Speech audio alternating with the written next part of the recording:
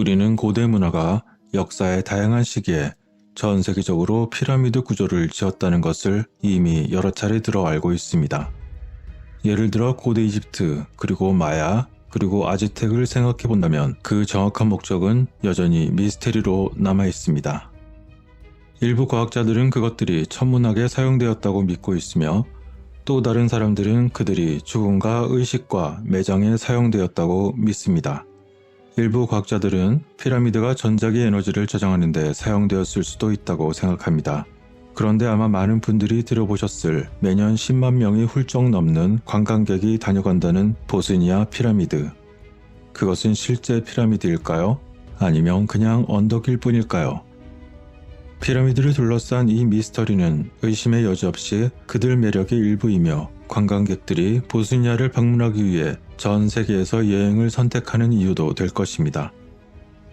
그러나 이 지역이 보스니아의 중세 수도였던 비소키에 위치하고 있기 때문에 이곳을 파기로 한 결정 자체가 논란의 여지가 있었습니다.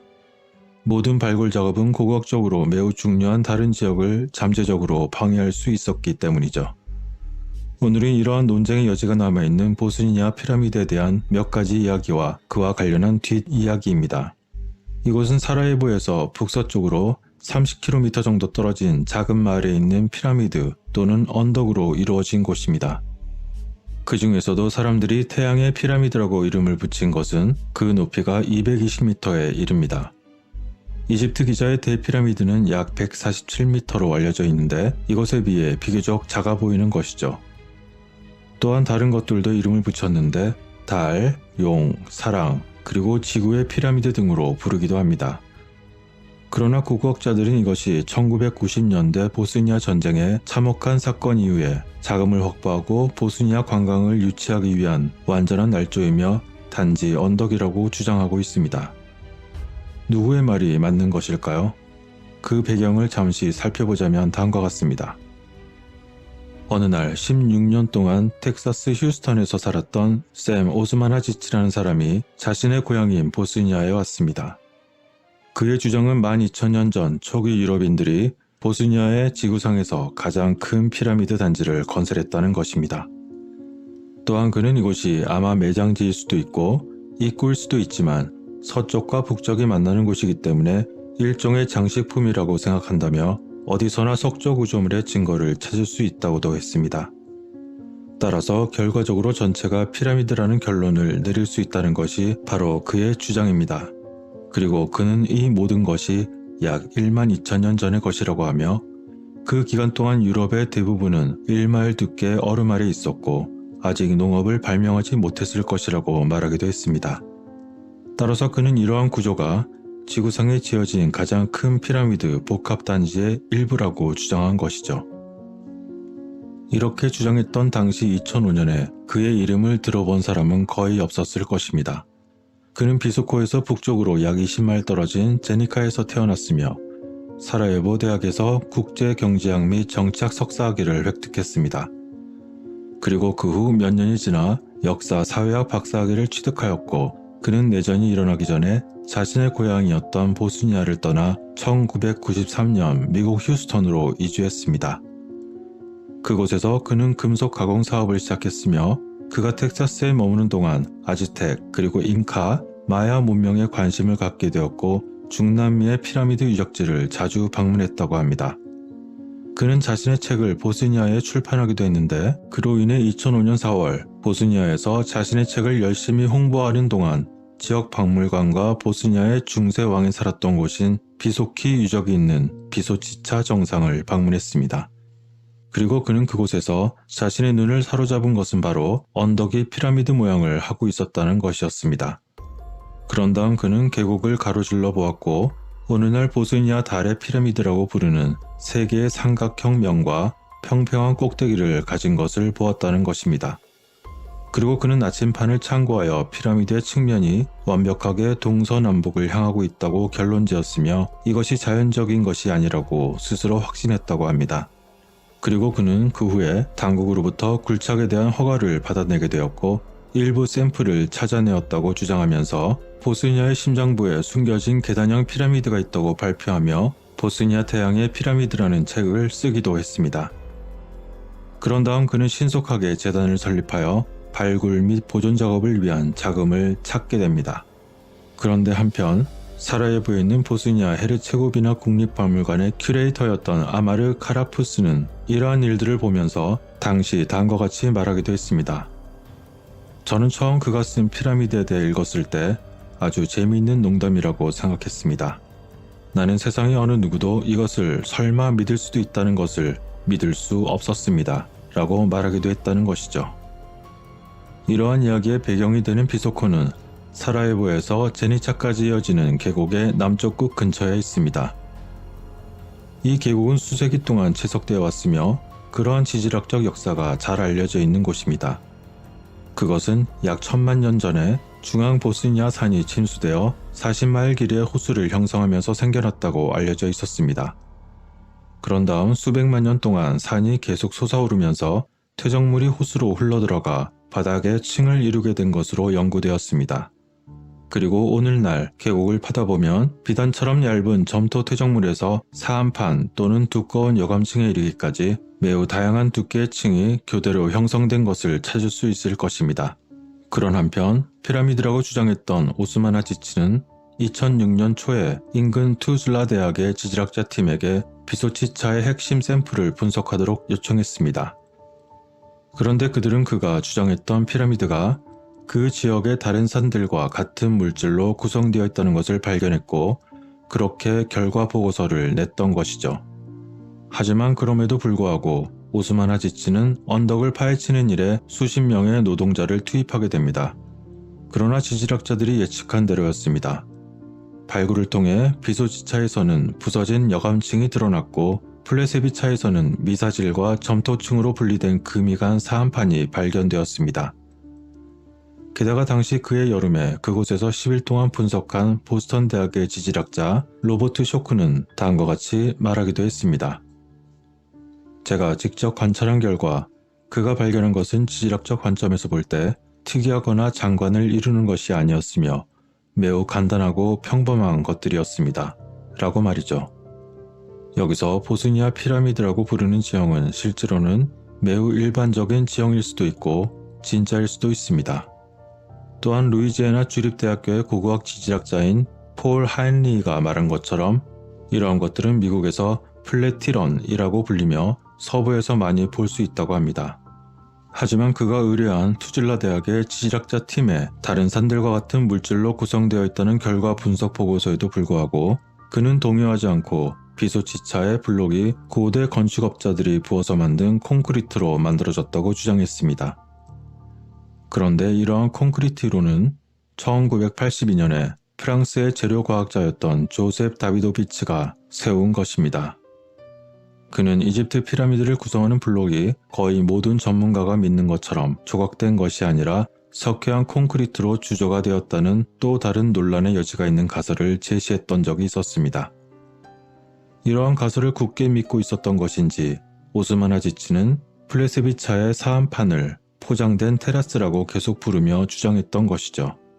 또한 쇼우라는 사람에 따르면 당시 그곳에 투입된 작업자들은 달의 피라미드라고 부르는 곳에서 그곳이 마치 계단식 측면처럼 보이도록 그들이 층 사이의 언덕을 조각했다고 전했습니다. 게다가 그 중에서도 특히 균일한 블록들과 타일의 모양은 그곳에 방문하는 고위 인사와 언론인 그리고 마을에 도착한 많은 관광객들이 볼 수 있도록 노출되게 했습니다. 이러한 뒤인 이야기는 남겨둔 채 오스만 하지치의 보스니아 피라미드에 대한 발표는 미디어의 센세이션을 불러일으켰고 그것을 보려는 새로운 관광객들의 꾸준한 방문을 촉발시키고 있었습니다. 그리고 인근 마을에 비록 유골은 없었지만 1만 2천 되었다고 주장하는 고분과 치료 능력이 있다고 주장하는 비소치차의 돌, 그리고 용의 피라미드라고 불리는 세 번째 피라미드와 그가 애착을 갖는 지구의 사원이라고 명명한 두 개의 언덕을 준비했습니다. 그리고 그는 자신의 주장을 정당화할 다양한 전문가를 모집했는데 예를 들어 2007년 사라예보 측지연구소의 측량사인 엠베르 부자는 태양의 피라미드가 완벽한 정밀도로 북쪽을 향하고 있다라는 논문을 발표하게 되었던 것이죠. 이러한 논란이 일어나고 있던 보스니아는 그곳의 인구 중 약 48%를 구성하는 민족 보스니아인이 있고 두 번째는 세르비아인, 그리고 세 번째는 크로아티아인으로 구성됩니다. 그리고 오늘날 이곳은 시장시를 장악하고 있는 보스니아인의 민족주의 정당을 지지하는 요새와도 같은 곳이죠. 보스니아인 국가신화의 중심적인 교리는 보스니아인이 보스니아 중세 귀족의 후손이라는 것입니다. 14세기 비소키 성 유적은 비소치차 언덕의 정상에서 찾을 수 있는데 이곳을 태양의 피라미드 꼭대기라고 부르는 것입니다. 이러한 두 가지 상징적인 아이콘은 그것들이 서로 결합되어 보스니아인에게 매우 상징적인 반향을 불러일으키기도 했습니다. 비소코가 유럽 문명의 요람이었고 보스니아인의 조상이 고대 이집트인조차 능가하는 건축가였다는 그들의 믿음은 이제 민족적 자부심의 문제가 되었습니다. 보스니아 헤르체고비나 국립기념물 보존위원회의 역사가 두브라브코 로브레노비치는 다음과 같이 말하기도 했습니다.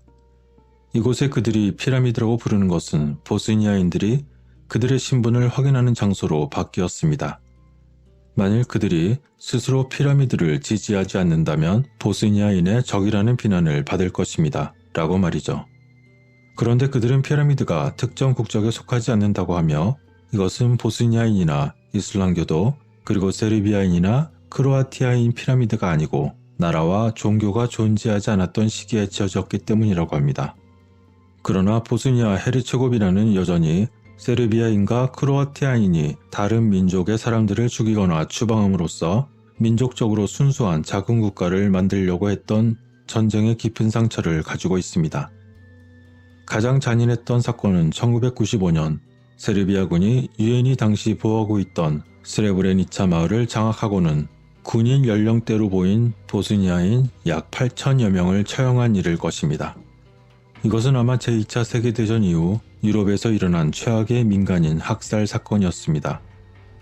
고고학의 정치적인 사용을 연구했던 웰슬리 칼리지의 인류학자 필립 콜은 오스마나 지치가 주장하는 피라미드가 그 동구권에서 공통된 이야기 중 하나라고 하였는데 그 의미는 다음과 같습니다.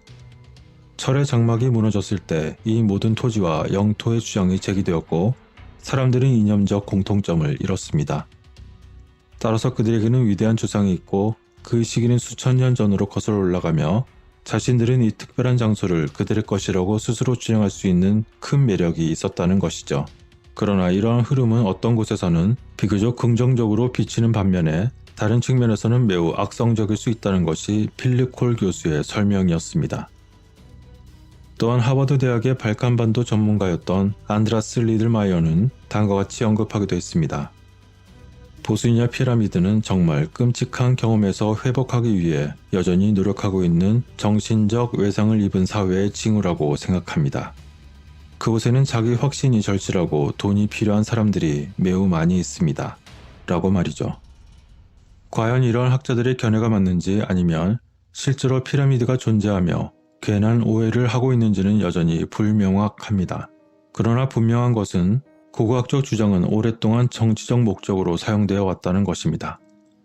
1912년에 영국 고고학자들은 인간이 아프리카가 아니라 영국에서 발생했다는 주장을 뒷받침하는 잃어버린 고리를 만들기 위해 현대의 두개골과 오랑우탄의 턱을 결합한 적도 있었습니다. 고 생물학자인 리차드 리키는 나중에 영국 엘리트들이 그들이 최초가 되는 것에 자부심을 느끼기 위해 가짜 갈고리나 줄 같은 것을 삼킬 수도 있을 것이라고 말하기도 했습니다. 게다가 보다 최근 시점인 2000년경에는 일본 문명이 무려 70만 년 전의 것으로 밝혀졌다고 주장한 것으로 유명했던 고고학자 후지무라 신이치가 있습니다. 그는 자신이 발견한 것으로 추정되는 유물이 알고 보니 그가 미리 만든 유물을 발굴 예정 장소에 몰래 묻어두고 나중에 공식 발굴 작업을 통해서 찾아내는 방식을 사용했습니다. 후지무라의 유물은 이미 교과서에도 실릴 만큼 큰 업적으로 여겨졌었는데 그러한 조작이 들통나면서 일본 고고학계를 발칵 뒤집었으며 교과서에 실린 내용을 변경하는 등의 큰 홍역을 치러야만 했습니다. 이에 대하여 미셸 밀러는 고고학 저널에서 그들이 이미 믿고 싶어 했던 것, 즉 일본 국민의 위대했던 고대에 대한 증거를 제공했기 때문에 대중 언론뿐만 아니라 기득권도 그 어떤 아무런 의심의 여지 없이 받아들였습니다. 라고 쓰기도 했던 것이죠. 이처럼 보스니아 피라미드도 진위 논란이 일고 있는 가운데 일부 보스니아 학자들은 그의 피라미드 프로젝트에 대하여 공개적으로 반대했습니다. 2006년 4월 21명의 역사가, 지질학자, 그리고 고고학자들이 여러 보스니아 신문에 게재된 서한에 서명하면서 발굴 작업이 매우 아마추어적이며 적절한 과학적 감독이 절대적으로 부족하다고 설명했습니다. 그 반면에 일부는 지역 텔레비전에 나와 보스니아 민족주의자들은 피라미드 반대자들을 부패라고 비난하기도 했으며 이메일로 피라미드를 믿지 않는 자들을 괴롭히면서 보복했다는 것입니다. 발칸반도의 저명한 고고학자 중 한 명인 국립박물관의 질카 쿠준지치 베자직은 협박 전화를 받았다고 말했습니다. 한 번은 그가 트램에 탔을 때 한 남자가 자신을 밀쳐내며 "당신은 보스니아의 적입니다. 당신은 이 트램을 타지 마세요." 라고 말했고, 그는 당시 위험하다고 느꼈음을 회상했습니다. 여기서 트램은 공공도시 거리의 트랙을 달리는 기차를 말합니다. 또한 사라예보 대학의 역사학자 살메딘 메시오비치는 그들의 공격이 지속적이고 매우 끔찍하기 때문에 침묵을 지킨 동료들이 있다 라고 말하며 매일 압박감을 느낀다고도 했습니다.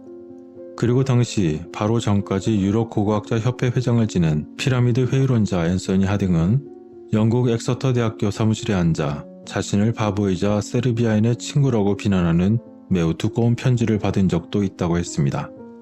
하지만 어쨌거나 2006년 6월 당시 보스니아의 슐레만 티이크는 피라미드 재단의 활동을 승인했습니다. 그는 발칸반도 정상회담에서 기자들에게 새 피라미드의 유적을 보기 위해 큰 전문가가 될 필요는 없다고 말하기도 했습니다. 또한 그는 당시 유네스코 사무총장을 초청하여 피라미드가 세계유산으로 등재될 자격이 있는지를 판단하기 위해서 전문가를 파견했습니다. 하지만 하딩을 포함한 외국 학자들은 이러한 움직임을 저지하기 위해 직결했으며 6개국을 대표하는 25명의 외국 학자들은 유네스코 사무총장인 마스우라에게 보내는 공개 서한에서 그것을 반대하는 서명을 하기도 했습니다. 하지만 그럼에도 불구하고 보스니아 피라미드 재단의 그곳의 정치적인 영향력은 상당해 보였습니다. 보스니아와 크로아티아 연방의 문화부 장관이 2007년에 재단의 허가에 대하여 그 프로젝트에 참여하는 사람들의 신뢰성이 없다는 이유로 그 재단에 갱신을 해주지 않았을 때 당시 연방 총리에 의해 그 조치가 기각되고 말았습니다. 총리는 당시 현장 방문 후에 기자회견에서 "전 세계가 관심을 갖는 것을 왜 우리가 부인해야 합니까? 라고 기자들에게 말하며 정부는 이 프로젝트에 대해 부정적인 행동을 하지 않을 것이라고 했습니다. 또 다른 국가 대통령직 위원도 그들의 피라미드 프로젝트가 그들 경제에 도움이 된다는 이유로 지지를 표명하기도 했습니다. 결국 이 프로젝트는 말레이시아 재벌로부터 22만 달러를 포함하여 비소코 마을에서 24만 달러, 그리고 연방정부로부터 4만 달러 등을 포함한 100만 달러 이상을 모금하게 됩니다.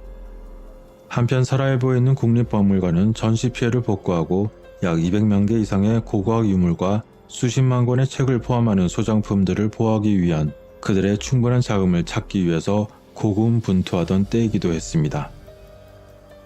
이러한 일들이 일어나자 비평가들은 이 프로젝트가 보스니아 과학을 더럽힐 뿐만 아니라 희소자원을 망가뜨린다고 주장하기도 했습니다. 또한 비평가들은 보스니아의 고고학적 유산에 대한 잠재적인 손상을 언급하면서 사라예보 대학의 고대사 대학원생은 보스니아에서는 유물을 찾지 않고 정원을 파낼 수는 없다고 말하기도 했습니다. 같은 해 민족주의적 내분으로부터 역사적 유물을 보호하기 위한 데이톤 평화조약에 의해 1995년에 설립된 독립기구인 국가기념물 보존위원회는 이 피라미드라고 주장하는 유적지에서 발견된 것으로 보고된 유물에 대한 조사를 요청했습니다. 하지만 무슨 일인지 아무런 이유도 모른 채 국가기념물 보존위원회 구성원의 접근이 모두 거부되었습니다. 현재 그 피라미드 재단은 말 그대로 지하로 내려가 비소코의 고대 터널이라고 말한 일련의 것들을 발굴하고 있습니다. 그는 이 터널이 세계 피라미드를 연결하는 네트워크의 일부라고 믿고 있습니다. 그런데 그곳은 잘 뭉쳐지지도 않는 모래와 자갈을 통과하는 3피트 높이의 비좁은 통로로 되어 있는데 그는 관광객을 위해 터널의 높이를 7피트 높이의 도로로 확장하고 있습니다.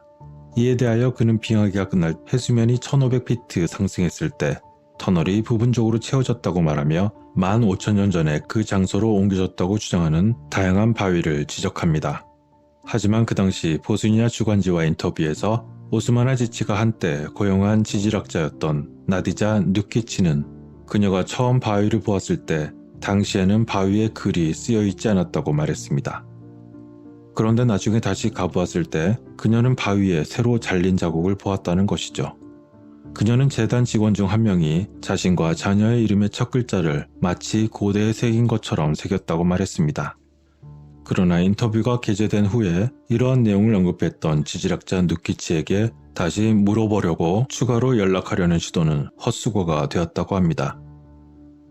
이러한 논란이 여전히 남아있는 피라미드 또는 언덕은 사라예보의 북서쪽에 있는 비소코 마을 근처에 위치하고 있습니다. 이 도시는 중세시대의 보스니아의 수도였고 중세 요새의 유적이 언덕 꼭대기 위치에 방어적인 전력적 가치를 감안할 때 다른 문명은 이 위치에 아마 주요 시설을 건설했을 것입니다. 일부는 여전히 그들이 굴착 과정을 사용하여 언덕의 피라미드 모양을 만든 것에 불과하며 전쟁 후에 보스니아 관광을 활성화하기 위해 이러한 정교한 사계를 만들었다고 믿고 있습니다.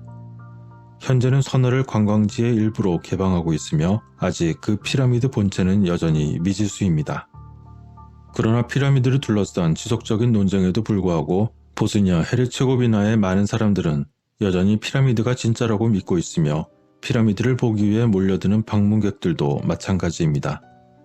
그리고 그들을 반기는 것은 우리가 늘 보아왔던 이집트의 거대하고 멋진 큰 돌들이 빼곡히 틈조차 없이 서 있는 터널이 아닌 좁고 작은 돌들이 가득한 터널과 함께 인공적으로 만든 공원이나 산책길이 있습니다.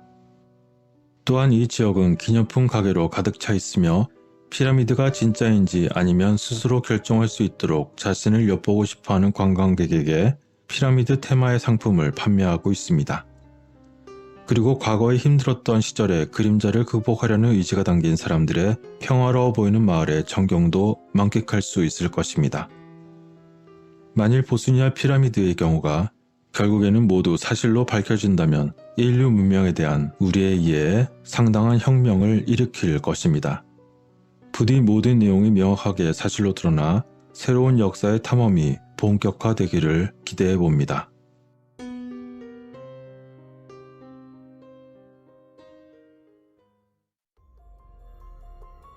오늘은 지난 영상의 에메랄드 서판과 무관하지 않은 내용으로서 바닷속에서 발견된 수정 피라미드와 관련한 이야기입니다. 수많은 항공기와 선박이 불가사의한 상황에서 사라진 것으로 주장되는 북대서양 서부 지역인 버뮤다 삼각대이자 악마의 삼각지대라고 불리는 이야기는 1950년대 초로 거슬러 올라갑니다. 그리고 해저에서 발견된 잘 알려지지 않은 수정 피라미드에 대한 소문은 적어도 1960년대로 거슬러 올라갑니다. 1968년 한스 쿠버이자 의사였던 사람은 버뮤다 삼각지대 아래 해저에서 수정 피라미드처럼 보이는 것을 발견했습니다. 이러한 의혹과 추측을 불러일으키는 그 수정 피라미드처럼 보이는 것은 브라운 박사가 휴가로 카리브해에 있었을 당시에 발견했습니다. 그는 바다의 혀로 알려진 바하마 근해 지역에서 친구들과 다이빙을 하고 있었습니다. 이 지역은 해저의 혀 모양처럼 생긴 부분이 섬에서 이어져 훨씬 더 깊은 곳으로 급격히 떨어지는 모양을 하기 때문에 그런 이름을 얻은 곳입니다. 그는 당시에 수중에서 잠수하는 동안 브라운은 동료들과 각자 헤어져 돌아다니다가 다시 합류하려고 하던 중 갑자기 청록색 빛을 내며 어렴풋이 나타나는 이상한 피라미드 모양을 보았습니다. 그 피라미드는 22패덤, 즉 대략 40m 아래에 위치하고 있었고 해저에서 모래를 이동시키는 바닥에서 약 30m 정도만 그 위가 돌출되어 있었습니다. 브라운은 처음에 구조의 석재 표면이 얼마나 매끄럽고 거울 것 같은지 그 구조의 개별 블록 사이의 접합부를 거의 식별할 수 없는 것을 보고 깜짝 놀랐습니다. 이러한 애리조나의 한 사람의 다이버가 마치 청금석처럼 보인다고 생각했던 그 석재 구조물의 주위를 헤엄치던 중 그는 입구를 발견하고 더 탐험하기로 결정했습니다. 좁은 복도를 지나 마침내 브라운은 피라미드 모양의 구조물 속에 천장이 있는 작은 직사각형 방에 이르렀습니다. 그런데 또 한 번 놀라운 것은 그 방에는 오랫동안 바닷속에 있었다면 당연히 있을 것으로 예상한 해조류나 산호가 전혀 없었다는 것입니다. 그 방 속은 그런 해조류나 산호가 자라지 못할 만큼 완벽하게 흠이 없었던 것입니다.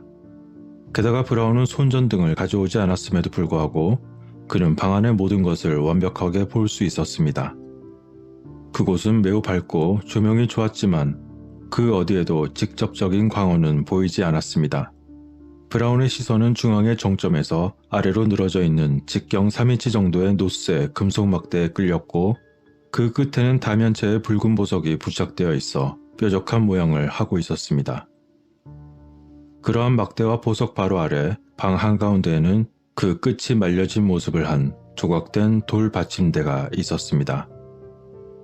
그리고 그 받침대 위에는 마치 엄청난 열을 받은 것처럼 검게 타버린 실물 크기의 청동색의 조각된 금속으로 만든 것처럼 보이는 한 쌍의 손이 놓여 있었습니다. 그 모습을 다시 설명하면 천장의 막대 보석 지점 바로 아래 1.2m 지점쯤에 한 쌍의 손이 돌 받침대 위에 있었고 그 손 위에는 직경 10cm 정도 크기의 수정 구체가 있었습니다. 브라운은 먼저 천장의 막대와 붉은 보석을 빼려고 했지만 꿈쩍도 하지 않았습니다. 그래서 그는 그 밑에 청동처럼 보이는 손 홀더에서 수정 구체가 쉽게 분리되는 것을 확인하고 그 수정을 가진 후 피라미드를 남겨두고 그곳을 떠났습니다. 그런데 바로 그가 그곳을 떠날 때 브라운은 어떤 존재를 느꼈고 어디선가 그에게 절대 다시 돌아오지 말라 라는 목소리를 들었습니다. 그 후 브라운 박사는 자신이 발견한 특이한 물건이 미국 정부에 의해 회수되는 보물로 찍혀 몰수될까봐 두려워 그가 처음으로 크리스탈을 전시한 1975년까지 그 이상한 크리스탈의 존재와 그가 겪은 이상한 경험을 밝히지 않았습니다. 그는 수정을 단 6번만 전시했지만 당시 그 수정의 목격자들은 매번 수정과 직접적으로 관련한 이상한 현상을 보거나 매우 민감하게 반응했습니다. 수정 형태의 안쪽에서 크기가 작아지는 3개의 피라미드의 모습이 사이좋게 놓여 있었습니다. 당시 명상 또는 알파네파 의식 상태에 들어간 일부 사람들은 다른 세 피라미드의 전경에 있는 4번째 피라미드를 명확하게 볼 수 있었습니다. 이러한 이미지의 중요성은 저명한 심령술사에 의해 신비한 구체에서 전해지는 의식에서 그 물체가 오래전에 기자의 3대 피라미드 근처에 이집트 신이었던 토르의 지식에 대한 비밀 금고가 묻혀있다는 메시지를 받았습니다. 그렇다면 수정에 있는 세 피라미드의 이미지의 위치가 4번째 피라미드, 즉 아직 발견되지 않은 지하 피라미드라고 추정하는 전설적인 기록의 전당을 찾는 열쇠를 쥐고 있었던 것일까요? 그런데 또 하나 놀라운 것은 그 구슬 속 피라미드의 측면은 그 모양이 수천 개의 작은 구부러진 선으로 나뉘어져 있었으며 브라운 박사는 이것이 일종의 미세한 회로처럼 보였고 혹시 본질적으로는 정기적인 물건일 수 있다고 생각했습니다. 그리고 어떤 경우에는 또 다른 각도에서 접근한 많은 목격자들에 의하면 커다란 하나의 인간의 눈이 그들을 조용히 응시하는 것을 볼 수 있었다고 그들은 입을 모아 말했습니다. 그런데 또 다른 신비한 현상은 그 수정을 접한 사람들이 마치 가까이에서 부는 이온의 바람을 맞는 것처럼 산들바람을 느꼈다고 했습니다. 그리고 차갑고 따뜻한 보이지 않는 층이 다양한 거리에서 그것을 둘러싸고 있었습니다. 그리고 또 다른 목격자들은 유령의 목소리처럼 들리는 것을 경험하거나 주변에서 이상한 신체의 따끔거림을 느끼기도 했습니다. 또한 구슬 옆에 배치된 나침반의 바늘은 시계 반대 방향으로 회전한 다음 2인치만 이동해도 다시 반대 방향으로 회전하기 시작했습니다. 그리고 다른 금속을 가까이 가져가면 금속들이 서로 밀접하게 접촉하여 일시적으로 자성을 띠는 것처럼 보였습니다. 게다가 어떤 사람이 그 수정구를 보기 위해 몸 상태가 안 좋음에도 불구하고 왔던 적이 있었는데 그가 그 수정구를 만지자 몸이 매우 편안해지는 상태를 경험했지만 다시 멀어지면 원래대로 좋지 않은 컨디션으로 돌아왔다고 합니다. 이처럼 만화와도 같은 경험의 이야기들은 과연 그 신비한 수정구의 목적이 무엇이고 침몰한 바하마 피라미드 내부에서 발견된 수수께끼의 도구로 보이던 청동색의 한 쌍의 손에서 그것이 한때 어떤 역할을 했는지는 여전히 미스테리로 남아 있습니다. 그렇지만 몇 가지 흥미로운 가능성이 있는데 그 중에서 한 가지 추측으로는 지금은 가라앉아버린 그 피라미드가 한때 보이지 않는 이 땅의 힘을 끌어당겨 피라미드의 에너지를 축적하고 생성했다는 것을 생각할 수 있습니다. 그리고 천장에 매달렸던 막대는 아마도 그 돌에 축적된 에너지에 대한 전도력을 가졌을 수 있습니다.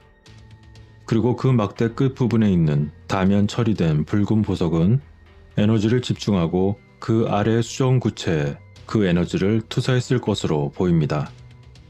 그리고 에너지 전달의 증거를 보여주는 불탄 듯 검게 된 손은 아마도 에너지 방출을 증폭시켰을 것입니다. 따라서 수정구체는 에너지의 조정자이자 그것을 전파하는 역할을 했을 것입니다. 어찌되었건 우리가 확실히 알 수 있는 것은 이런 시스템에서 발견된 브라운 박사의 수정구는 그 자체로만 보아도 매우 정교한 기술의 증거일 수 있을 것입니다. 워싱턴에 있는 스미스소니언 연구소의 전문가들도 그것을 확인한 후 이러한 석영석을 완벽하게 절단하는 기술은 1900년 이후가 될 때까지는 결코 우리들의 문명에 의해서 가능하지 않았다는 점을 언급하기도 했습니다. 과연 그 해조 속의 미스테리한 구조물은 정말로 있었던 것일까요? 어째서 수정 피라미드에 대한 이야기는 안개 속에 묻힌 채 증명되지 않은 음모라고 단정지어진 채 사라지고 말았던 것일까요? 음모론자들은 수정 피라미드가 버뮤다 삼각지대에서 여러 대의 비행기와 선박들이 사라진 원인이라고 생각합니다. 플로리다, 푸에르토리코 그리고 버뮤다 사이에 약 50만 평방키로 면적의 바다가 있습니다. 그곳은 오랫동안 선박과 항공기가 사라지는 것과 관련이 있어서 그 이유를 찾는 전문가들을 매우 난처하게 만들었던 곳이기도 합니다.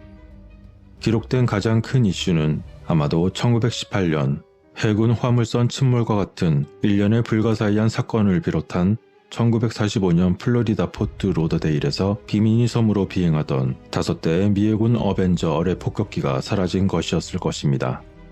그리고 그곳에 함께 탑승했던 14명의 남성이 나침반이 작동을 멈췄다는 무선 호출 후에 영원히 나타나지 않았으며 그들을 구조하러 출동한 3대의 구조 비행기마저 사라져버렸던 것이죠. 그런 가운데 2012년에 미국과 프랑스 연구팀이 해저에서 솟아오른 신비한 지하 구조물을 버뮤다 삼각지대 약 2000m 아래에서 발견했다는 이야기가 있었습니다. 그것은 버뮤다 삼각지대라고 불리는 대서양 지역에서 수중 음파 탐지기를 사용하여 거대한 유리 피라미드를 발견했다는 것이었습니다.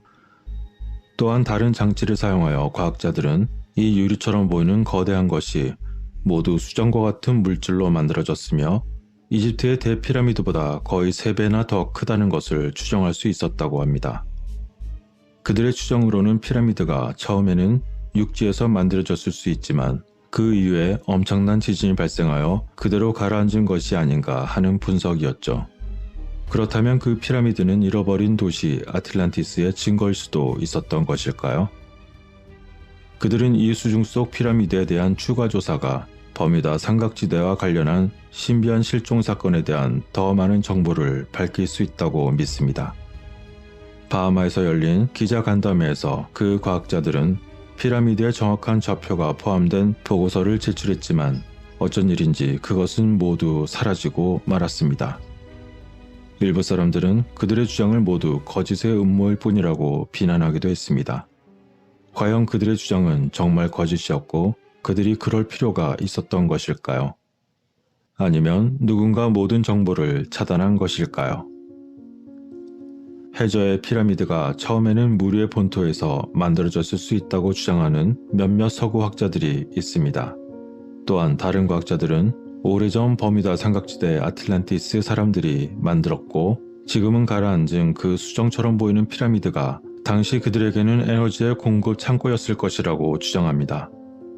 게다가 시간이 지남에 따라 더 자세한 연구에서는 그 피라미드처럼 보이는 구조물의 표면이 마치 유리나 얼음처럼 보일 만큼 완벽하고 매끄럽게 만들어졌다는 결론을 내렸습니다.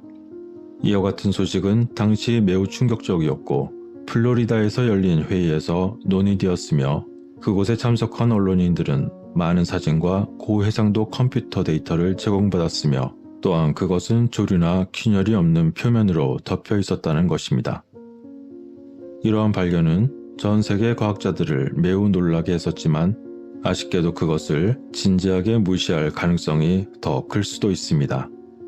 특히 잠재적 파급 효과에 비추어 볼 때 공식적으로 매우 회의적인 입장을 취하게 될지도 모르는 것이죠. 어쩌면 피라미드는 19세기 이후로 기록된 불가사의한 일에 대한 이유를 제공할 수도 있을 것입니다. 게다가 원래 거대한 동력원으로 만들어졌다는 일부 엔지니어의 주장이 맞다는 것이 확인되고 고대 도시 국가로 여겨지는 아틀란티스가 존재했다는 주장을 뒷받침할 수도 있기 때문이죠. 이와 관련하여 아틀란티스의 일부 이론은 도시의 에너지를 발생시키는 피라미드가 수정으로 만들어졌거나 꼭대기가 수정물질로 덮였을 것이라고 생각하고 있습니다. 그런데 그것이 실제로 에너지를 생성, 그리고 저장, 그리고 분배할 수 있는 것일까요? 이와 관련한 실험자들은 이미 수십 년 전에 피라미드가 주변의 에너지를 모으고 저장하는 자연적인 축전기 또는 콘덴서와 같은 방식으로 작용하는 경향이 있다는 것을 발견했습니다. 또한 피라미드가 클수록 그 에너지를 모으고 저장하는 능력이 커지며 그 힘은 피라미드 모양에 내재되어 있다고 조사자들은 말합니다. 피라미드가 이처럼 에너지 축적기 그리고 에너지 증폭기로 기능하는 것으로 입증된 아키텍처라는 것이죠. 아마 수정으로 만들었을 경우의 장점은 그 위력을 크게 증가시킬 수 있을 것입니다. 크리스탈은 오래전부터 이미 에너지의 응용 분야로서 널리 알려져 있으며 자연적인 압전의 특성을 나타내고 있습니다. 현대 사람들이 이용하는 라디오의 경우에 그것을 게르마늄 수정을 사용하여 라디오파를 포착하고 이를 전기 신호로 변환하여 처리할 수 있으며 사람들은 이것을 이용하여 목소리, 음악, 그리고 기타 소리를 음파로 방송할 수 있다는 것입니다. 그런데 조사자들의 주장이 사실임을 증명이라도 하려는 듯 최근 일부 세계 피라미드에서 원시 에너지 빔을 우주로 방출하기 시작했다는 소식도 있었습니다. 그렇다면 피라미드는 본질적으로 자연적인 에너지를 이용한 동력 발생기였을까요? 한편 빅토르 그레베니코프라는 과학자는 피라미드에서 발생하는 공동 구조적 효과라고 불렀던 또 다른 속성에 대해 연구했습니다. 그 과학자는 그것을 이용하여 기초적인 반중력 플랫폼을 구축하여 자신이 직접 시연하기도 했습니다. 그는 이와 관련해 다음과 같이 말했습니다. 피라미드 꼭대기에서 에너지가 방출되는 것을 느낄 수 있습니다. 과거 이집트인들의 피라미드 상단 위에 또 다른 활성 영역이 있다는 말입니다. 그것을 확인하는 방법은 그 끝의 위에서 측정하면 잘 인식이 되는데 그 영역에 손가락을 가져가거나 손바닥을 피라미드 위에 놓았을 때 느낄 수 있을 것입니다. 그리고 버뮤다 삼각지대에서 수세기에 걸쳐 무섭고 신비로운 많은 이야기를 만들어낸 효과는 아마도 깊은 바닷속에 숨어있던 피라미드에 의한 공동 구조적 효과의 징후 중 하나였을 것입니다. 라고 말이죠. 한편 바닷속에 잠겨있는 피라미드 중 그 일부를 관찰한 과학자들은 피라미드 주변을 흐르는 바닷물에서 산발적으로 강렬한 소용돌이를 생성한다는 사실이 있었다고 했습니다. 이러한 소용돌이는 앞서 말씀드린 내부 에너지의 방출로 인해 발생할 수 있었던 것일까요? 물속에 잠긴 피라미드가 그 꼭대기의 정점을 통해 막대한 에너지를 방출한다면 또한 그것이 사실이라면 아마도 바다 표면에 치명적인 소용돌이가 형성되어 비운의 선원과 함께 그가 탄 배 전체를 집어삼킬 수도 있을 것입니다. 대부분의 주장과 마찬가지로 우리는 더 깊이 파고들어 그러한 구조물이 존재하는지 그리고 존재한다면 버뮤다 삼각지대 내부의 실종들과 어떠한 관련이 있는지 알아내야 합니다. 일부 이론에서는 해저에서 일련의 분화구를 발견했는데 이 분화구는 해저 아래에서 펑 하고 터지는 메탄 거품에 의해 생성된 것으로 생각되며 그러한 메탄 거품이 수면 위의 날씨와 배나 비행기에 영향을 주었을 수도 있다고 합니다. 물론 그 주장은 매우 과학적이고 설득력이 있습니다. 그러나 문제는 그 원인이 단지 하나만 있을 이유가 전혀 없다는 것입니다. 한편 수정 피라미드가 여기저기 여러 개 존재하고 있다는 것을 의심하게 하는 또 다른 보고도 있었습니다. 그것은 대서양 중부 수심 1만 피트 아래에서 또 다른 거대한 피라미드를 발견한 탐험가 토니 베닉의 놀라운 보고였습니다. 그런데 그가 본 당시의 피라미드도 거대한 수정으로 덮여 있다고 주장했던 것이죠. 그리고 이것으로도 만일 충분하지 않다면 아리 마샬이 1977년 그의 탐험 중의 발견을 추가로 이야기할 수 있을 것입니다. 당시 그의 팀은 바마의 솔트케이 앞에서 작은 피라미드를 발견했습니다. 마셜에 따르면 당시 그 신비한 피라미드의 빛에 대해 놀라움을 금치 못했다는 것입니다. 게다가 그는 당시 피라미드 주변의 물이 피라미드 구멍에서 나오는 것처럼 보이는 매우 반짝이며 발광하던 흰색의 물이었다고 보고했습니다. 그리고 그 깊이의 물은 아래로 들어갈수록 빛이 많이 닿지 않기 때문에 어두웠지만 놀랍게도 당시 피라미드를 둘러싼 물은 구조물의 빛에 의해 조명이 되어 빛나는 녹색으로 보였다는 것이었습니다. 그런데 이러한 보고들이 이루어진 이후로 그들은 더 이상 그것에 관련한 이야기를 하지 않았습니다. 그들이 눈을 반짝이며 놀라워하던 그 모습은 온데간데 없이 사라지고 단지 침묵만이 남아있습니다. 여기서 난 도저히 이것만으로는 여전히 부족하다는 분들을 위해 한 가지 더 이야기를 들려드리자면 그것은 전설적인 도시 트로이를 발견한 고고학자 하인리히 슐리만의 이야기가 적절할 것입니다. 역사가들은 단지 전설에 불과하다고 믿었었던 트로이의 유명한 유적을 발견하고 또한 그것을 발굴한 그는 한 보고서를 남겼습니다. 그것은 바로 알려지지 않은 금속이 들어있는 선박을 발견했다는 내용이었고 프리아모스의 재무부와 그것을 조사한 과학자들에게 알렸던 것이죠. 그런데 정말 놀랍게도 그 안에는 그것이 아틀란티스의 크로노스 왕에게서 온 것이라고 적혀있는 페니키아어로 된 상형 문자가 있었습니다. 게다가 볼리비아의 티아후아나코에서도 그와 동일한 내용의 도자기가 발견되었던 적이 있었습니다. 아틀란티스가 존재했다면 아마도 마지막 빙하기 말에 존재했을 것이라고 대부분 추측하고 있습니다. 그리고 그것이 침몰했을 것이라는 이야기는 초대형 북극 빙상의 갑작스러운 변동이 북반구의 많은 지역에 치명적인 결과를 낳았고 그 결과 바다에 거대한 범람을 일으켰다는 것이죠. 게다가 마지막 빙하기가 끝날 때 해수면은 오늘날보다 거의 400m 낮았을 것으로 보기 때문에 많은 도시는 그 아래로 잠겨버리고 말았을 것입니다. 따라서 당시에 만일 그런 일이 있었다면 일단 물이 차오르기 시작하자 걷잡을 수 없이 빠르게 차올랐을 것이며 당시나 지금이나 그 어떤 기술로도 아틀란티스와 같은 도시를 그 거대한 물의 무덤에서 구할 수는 없었을 것입니다. 현재 대부분의 물속의 고고학은 다이빙의 위험을 감수하는 보물 사냥꾼에게 많은 금전적 부를 약속하는 고대 난파선이 주로 그 대상입니다. 게다가 세계의 대학들은 기존에 이미 틀을 잡아놓은 이론에 대해 거의 모든 이론을 뒤집을 수 있는 첨단 기술을 가졌던 아주 오래된 유적의 존재를 탐구하는 데 특별히 열심히 하지는 않는다는 점일 것입니다. 왜냐하면 불행히도 심해 고고학은 그 비용이 매우 비싼 데다가 자금도 충분하지 않기 때문에 한정적인 자원으로 할 수 있는 연구를 지속해야만 그들의 생존을 위한 일자리를 보존할 수 있으므로 그들 탓이라고 할 수도 없을 것입니다. 그러나 우연히 이러한 발견들이 이처럼 발생하고 지속된다면 시간은 오래 걸리겠지만 신비한 피라미드에 대한 탐험은 미래에 결국 진실을 밝히고 놀라운 고대의 모습을 드러낼 수 있을 것입니다. 한편 일부 비평가들은 여전히 이것은 실제로 존재하지 않는 이야기일 뿐이며 한 번도 본 적이 없고 단지 조작된 초자연적 유사 다큐멘터리 같은 무엇인가에 불과하다는 것입니다. 무언가에 어떻게 전 세계 과학자들이 충격을 받을 수 있었는지에 대하여 비판을 하기도 합니다. 좀 더 과장된 음모일수록 그리고 좀 더 매몰차게 비판하고 조롱할수록 더 많은 사람들이 열광할 수 있습니다. 따라서 그러한 양측의 매우 과장되고 부풀려진 소용돌이 속에서 우리들이 진실을 찾기는 매우 힘들지도 모릅니다.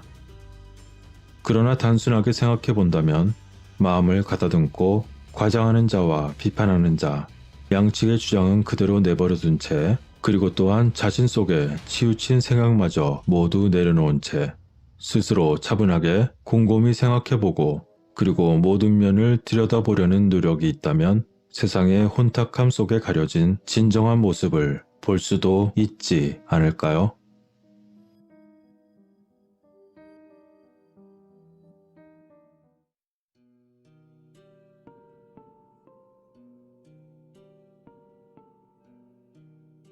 우리들이 수없이 많이 들어온 이집트의 대피라미드. 그것은 이집트 카이로의 기자에 있는 피라미드 중 하나로서 기자의 피라미드 중 가장 크고 가장 오래된 것으로 알려져 있습니다. 이집트의 대피라미드는 기원전 2560년 무렵에 세워진 쿠프의 피라미드로 완공에는 약 20년이 걸렸다고 하는데 그것은 사실 추정일 뿐입니다. 또한 실제로 누가 지었는지는 알 수 없으며 다만 많은 자료들로부터 추정하고 있는 형편인 것입니다. 그러나 오늘날 수많은 역사적 발견이 이루어짐에 따라 새로운 역사의 스토리가 다시 써지고 있습니다. 그런 가운데 러시아에서 이집트보다 무려 2배 이상 오래된 피라미드가 발견이 되었습니다. 러시아의 콜라반도에서 세계 최초의 피라미드가 발견됨으로 인하여 러시아 영토에 고대 문명이 존재했었음을 확인할 수 있었습니다. 그곳의 문명은 아마도 이집트 문명보다 훨씬 오래전부터 존재했을 것으로 추정하고 있습니다.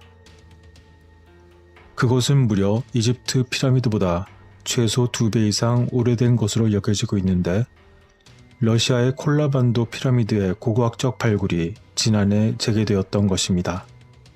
그러나 그처럼 오래된 고대의 거대한 피라미드는 과연 누가 어떻게 지었는지는 아직 발굴 시작 단계라 상세히 알려지지는 않고 있습니다. 콜라반도는 러시아 유럽 지역의 무르만스크 지역에 위치한 반도입니다.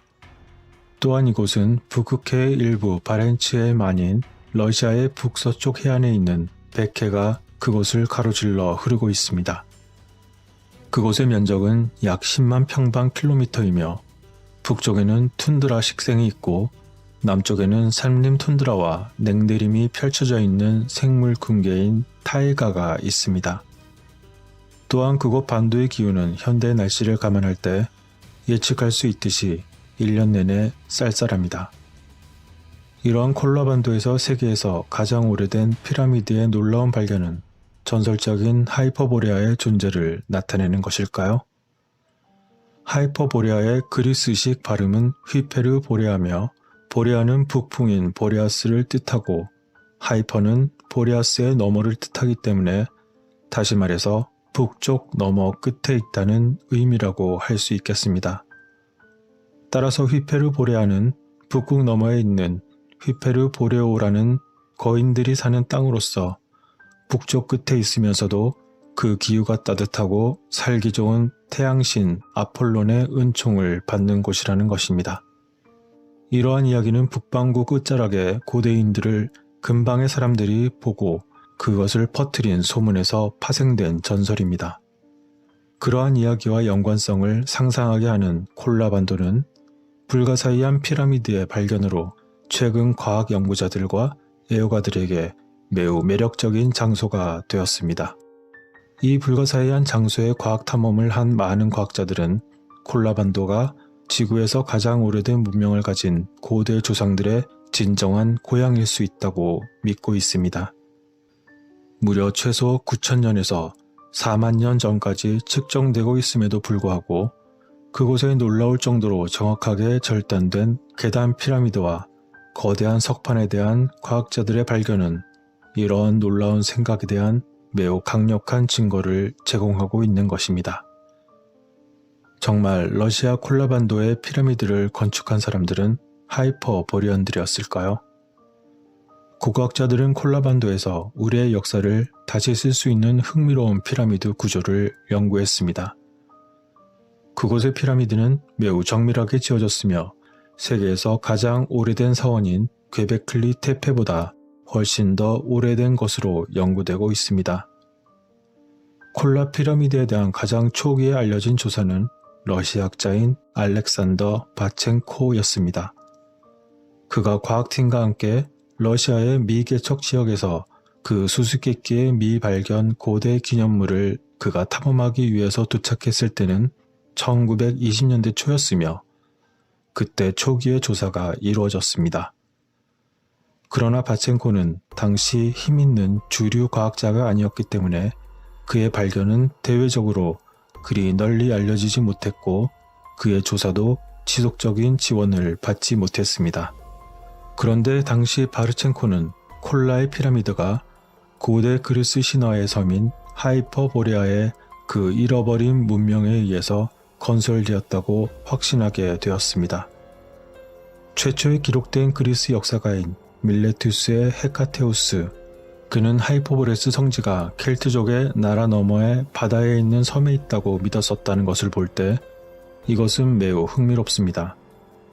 또한 그리스 역사가인 디오도로스 시켈로스에 따르면 그리스 신화에 나오는 태양과 연 및 광명, 의술, 궁술, 음악, 시를 주관하는 신이었던 아폴로 신은 백조가 끄는 마차를 타고 미지의 나라 하이퍼보레아를 정기적으로 방문했다는 것입니다. 또한 디오도로스는 켈트 갈리아 해안 맞은편 바다에 시칠리아보다 작지 않은 섬이 북쪽에 있다고도 했습니다. 그런데 그곳은 북풍 너머에 살고 있기 때문에 그렇게 명명된 하이퍼보리안들이 거주하고 있다라고 말했던 것입니다.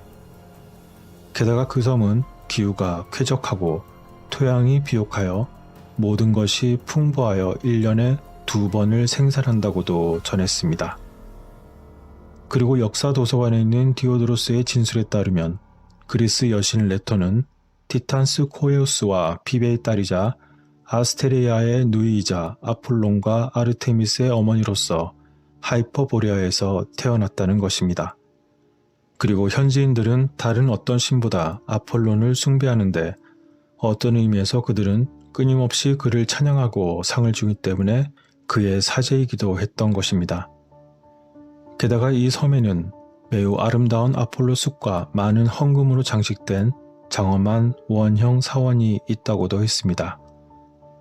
그리고 같은 신에게 봉헌된 도시도 있는데 그 거주민의 대다수는 하이퍼보리안들이며 성전에서 끊임없이 하프를 연주하고 신을 찬양하는 노래를 불렀다는 것입니다.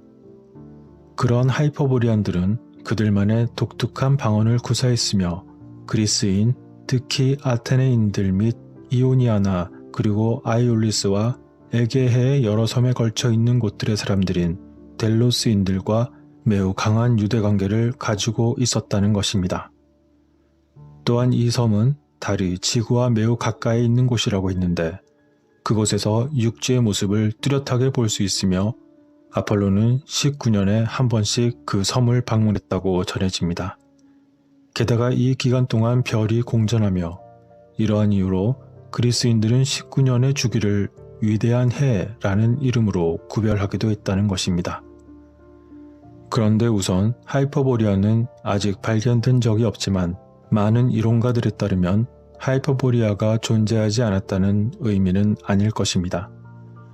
하이퍼보리아의 물에 잠긴 고대 유적이 아직 발굴되지 않았을 수도 있는 것이기 때문이죠.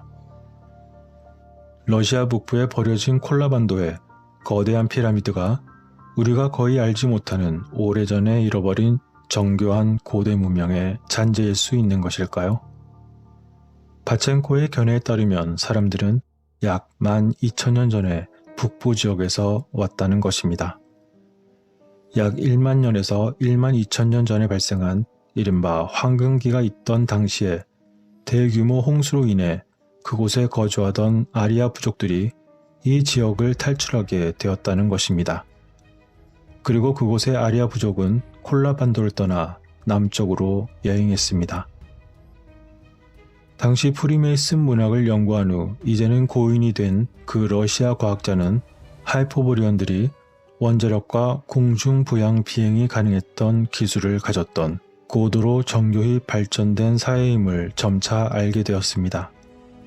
그는 또한 콜라반도에 사는 전통적인 사미족의 영적 관습과 그 믿음이 일종의 정령 숭배, 그리고 다신교, 그리고 인류학자들이 샤머니즘으로 여길 수 있는 것에 그 기반을 두고 있는 사미 샤먼들이 하이퍼보레아의 오랜 지혜를 지키는 사람들이라고 믿었습니다. 또한 그는 종교 및 신비주의 문제에 대해 매우 깊이 연구한 사람이었는데 그가 주류 과학자가 아니라서 주변에 관심이 없다 보니 그의 가설은 결코 입증되는 데 도움을 받지 못했던 것입니다. 하지만 그럼에도 불구하고 대체고대 역사학자에게는 상당한 관심을 받았었습니다. 그렇지만 이상하게도 1938년 4월 25일 그 바첸코는 대숙청의 대상이라는 명목으로 그만 모스크바에서 살해되고 말았습니다. 그는 결코 그럴 만한 일을 하지 않았음에도 불구하고 그는 아마도 권력 있는 자들이 그 당시에는 알리고 싶지 않았던 비밀을 많이 알고 있었을 수도 있을 것입니다. 어찌되었건 2007년 후반에 러시아 원정대가 콜라 피라미드 조사를 시도했는데 현재 알려진 사실은 콜라 반도에 있는 그 피라미드 내부에는 아직 알려지지 않은 빈 공간들과 많은 방들이 존재하고 있다는 것입니다. 이 전문가들 중에는 풀코보 천문대 언론비서관 세르게이 스미르노프, 그리고 발레리 추디노프, 그리고 드미트리 수베토 교수가 있습니다. 그곳의 피라미드를 조사하는 일은 연구원들이 예상했던 것보다 훨씬 더 힘들고 위험했습니다. 그러한 콜라 피라미드는 매우 외딴 지역에 있는데 그곳의 거주민이었던 랍스는 그들에게 그곳의 경로를 보여주기로 했지만 그는 당시 매우 주저했다는 것입니다. 팀원 중 한 명에 따르면 러시아 전문가들은 헬리콥터에서 그 해당 피라미드를 보았지만 그만 넓게 퍼져 있는 잎들로 인해 모든 건물이 공중에서는 보이지 않았습니다. 그들의 헬리콥터는 그곳을 조사하다가 거의 추락할 뻔도 했지만 그들은 겨우 오래된 장소에 도착하여 이 이상한 건물들을 연구했습니다. 러시아 지질학자에 따르면 콜라 피라미드는 다리로 연결된 높은 두 개의 구조물이 주요 지점에 정렬되어 있다고 말했습니다. 한 연구원은 우리는 탐험의 가장 정교한 지구 물리학 장비인 오코 지오레이더를 가지고 다녔다고 설명하기도 했습니다. 그 기기는 엑스레이와 마찬가지로 모든 실내 공간을 통과하여 빛나게 비출 수 있는 기계 도구입니다. 그리고 지질학자들은 분명한 결론에 도달하게 됩니다. 그 높이를 측정해 볼 때 원래부터 그 기원이 인간에 의해 발생하는 매우 인위적인 것이라는 겁니다. 그러므로 그것들은 자연적인 언덕이 아니라 인간이 만든 피라미드, 즉 인간의 손길이 닿은 인공의 산물이라는 결론을 내렸습니다. 그리고 그곳 피라미드 내부에는 여전히 아직도 많은 틈과 아직 발견되지 않은 방들이 있다는 것이죠. 이처럼 러시아 피라미드의 기능과 목적, 그리고 과연 그것을 누가 건설했는지는 아직 불분명합니다. 아마도 고대에서는 그것을 천문대로 활용했을 수도 있고 성지로 활용했을 수도 있습니다. 그렇지만 현재로서는 콜라의 피라미드에 대해 알려진 것은 이집트 피라미드보다 분명히 훨씬 오래되었으며 그 존재가 인류 역사에 또 다른 흥미로운 부분을 더할 수 있다는 것입니다. 그러나 결국 아직까지 콜라 반도에 있는 러시아 피라미드의 수수께끼는 오늘날까지 여전히 설명되지 않은 채로 그곳에 미스테리를 남긴 채 조용히 남아 있습니다. 이제는 가장 오래된이라는 말을 쓰는 것이 매우 어색할 지경입니다. 인류의 역사 또는 인류 이전의 다른 종들이 지배했다고 해도 전혀 하나도 이상하지 않을 만큼 지구의 발자취는 여전히 많은 수수께끼로 남아 있습니다. 그런 가운데 우리가 살고 있는 현대에 매우 이상한 일들이 발생하고 또는 발견된다고 하더라도 그것은 전혀 이상할 것이 없을 것입니다. 그 어떤 상상을 하시던 모든 판단은 여러분들의 몫입니다.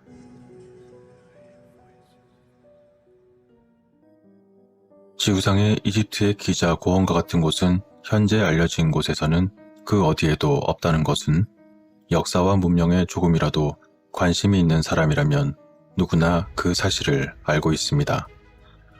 이러한 이집트의 고원에는 피라미드와 그들의 조각된 수호자인 스핑크스가 서 있습니다. 비록 많은 이론이 있지만 누가 기자 피라미드를 지었는지, 누가 스핑크스를 조각했는지, 그리고 그것은 언제 지어졌는지 아는 사람은 아무도 없습니다. 누가 그것을 만들었는지와 언제 지어졌는지에 대한 진술은 그저 순수한 이론일 뿐입니다. 이러한 신비한 구조에 관한 모든 다양한 이론을 고려할 때 그러한 기자에서 무엇보다 눈에 띄는 것은 피라미드 구조의 규모뿐만이 아니라 대피라미드의 내부 디자인입니다. 하나는 지하에 있는 3개의 방과 그 연결된 통로입니다. 이른바 왕의 방으로 이어지는 통로는 무려 36피트 높이까지 올라갑니다. 한편 다른 모든 통로는 평범한 남성이나 여성이 그곳을 지나갈 만큼 충분히 높이 지어지지 않았습니다. 또한 왕의 방과 여왕의 방에 독특한 구성도 있습니다. 여왕의 방에는 동쪽 벽면에 마치 굴처럼 생긴 틈새 공간이 있고, 왕의 방의 천장은 5개의 화강암 석판을 겹겹이 쌓아 올린 것입니다. 이 방들이 어째서 이런 방식으로 건설되었는지 그 이유는 알려져 있지 않습니다. 공식적인 이론은 피라미드가 무덤이었고 쿠프 왕은 그의 무덤이 놓여질 장소를 계속해서 바꾸었다는 것입니다. 따라서 아마도 그것이 대피라미드에 3개의 방이 있는 이유가 될까요? 그러나 전형적인 이집트 매장 방법인 왕가의 계곡에 있는 무덤과 비교할 때 기자의 피라미드, 특히 대피라미드는 이집트의 무덤 개념과 그다지 잘 맞지 않습니다. 그에 더하여 이름만 왕의 방, 여왕의 방이라고 부를 뿐 정작 그곳에는 왕과 왕비는커녕 그 아무것도 없었습니다. 이집트인들은 내세를 믿었고 무덤은 그 믿음의 매우 중요한 한 부분이었습니다. 투탕카멘 왕의 무덤이 증언을 하듯이 고인의 무덤은 예술품으로 장식되고 그 사람의 소유물로 채워졌어야만 했습니다. 그들이 이러한 의식을 행한 이유는 아마 미신적인 이유가 아니었을 것입니다. 그것은 그들의 신념에 따라 매우 실용적이었고 그 사람의 에너지라고 생각되는 영이 자연의 영적 힘에 다시 흡수되는 것을 방지하는 것을 목표로 했습니다. 고대 이집트인들에게는 바, 그것은 살아있는 사람에게 활기를 불어넣는 것이었고, 반면에 카, 그것은 그 사람에게서 나오는 에너지였습니다. 비록 정확한 비유는 아니겠지만 카와 바는 전통적인 서구의 사상이 정신과 영혼이라고 부르는 것일 것입니다. 고대 이집트 신앙의 또 다른 중요한 측면은 그것이 불멸을 상징했고 생명의 상징인 앵크를 나타냅니다. 카는 사람의 성격에 비유할 수 있는데 사람이 죽음에 따라 몸에서 분리되어 자연스럽게 다시 그 형태를 취할 수 있는 방법을 모색합니다. 날개 달린 인간의 머리 또는 때론 사람의 얼굴을 한 새로 대표되는 바는 불멸의 의식의 한 부분을 대표하기도 했습니다. 누군가가 세상을 떠났을 때 고인의 카가 자신의 바와 다시 합쳐질 수 있는 방법을 찾는 것이 바로 그들의 목표이자 가족들의 희망이었습니다. 이 영원한 결합을 이루기 위해 가족이 고인의 소유물을 함께 모아서 미러로 만든 몸과 함께 무덤에 안치되었습니다. 죽은 사람을 미러화하는 것은 시체가 분해되어 지구의 흙으로 다시 돌아가는 것을 막았었고, 그 반면에 고인의 소유물인 무덤은 카의 지배 역할을 했습니다. 그 결과 카는 영적 세계에서 그 정체성을 유지할 수 있었고, 영원한 생명을 상징하는 앵크를 달성하기 위해 바를 찾을 수 있었으며, 이는 지상 영역의 한계를 넘어서 부활하고 미화된 고인의 모습을 만들어냈던 것입니다. 그런데 말입니다. 그러한 그들의 신념이나 전통으로 볼 때 기자 대피라미드는 절대로 무덤으로서 그들이 만든 것으로 보기 힘들다는 것입니다. 이제부터 그 문제점을 조명해 보겠습니다. 왕들의 계곡에 새겨진 파라오 무덤처럼 초기 왕조 시대인 기원전 3000년경에 지어진 왕실의 무덤이었던 마스타바. 그곳이 사람의 카와 관련이 있기 때문에 집을 염두에 두고 디자인되었습니다. 예를 들어 6번째 왕조부터 메레루카의 마스타바는 32개의 방이 있는 저택과 같은 비율로 제작되었으며 나일 강변의 야생 동물 풍경을 묘사한 조각상과 예술로 장식되었습니다. 이집트인의 가정생활의 특징은 그들의 무덤의 디자인에 매우 아름답게 통합되어 있지만 기자 피라미드에서는 전혀 찾아볼 수 없었던 것입니다. 기자 피라미드는 이집트 무덤에 그 어떤 종류의 예술이나 상형 문자도 포함하지 않았습니다. 그렇다면 기자 피라미드가 일반적으로 4대 왕조 파라오의 무덤으로 여겨지는 이유는 도대체 왜일까요?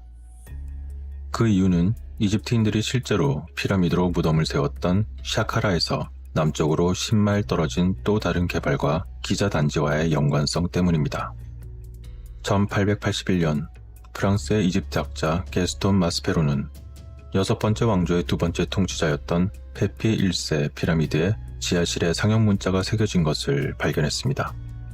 그리고 후속 탐사 과정에서 샤카라에 있는 총 5개의 피라미드에도 고대 왕국의 제5, 6, 7, 8 왕조의 비문이 포함되어 있음이 발견되었습니다. 1952년 토론토 대학의 샘족 언어 및 이집트학 교수인 머서 박사는 더 피라미드 텍스트를 동일한 이름의 영어 번역본으로 출판했습니다. 그러한 머서 박사에 따르면 피라미드 텍스트에는 죽은 왕을 대신해 기도와 탄원을 하는 내용뿐만이 아니라 장래의식, 마법의 공식, 종교적 찬송가 등이 담겨져 있었다고 합니다. 그렇게 모든 내용의 해석이 가능해지고 그 내용을 알게 됨에 따라 샤카라의 피라미드가 무덤인 것이 확인되었고 그러한 이유로 모든 피라미드가 무덤이어야 한다라는 다소 무리수를 둔 연상 논리가 성립되고 말았던 것입니다. 더군다나 모든 피라미드가 무덤이라고 가정했을 때 최북단의 기자 피라미드의 동쪽과 서쪽에는 2개의 묘지가 있었기 때문에 그렇게 무덤으로 판단할 수 있는 상태가 되어버린 것이었죠.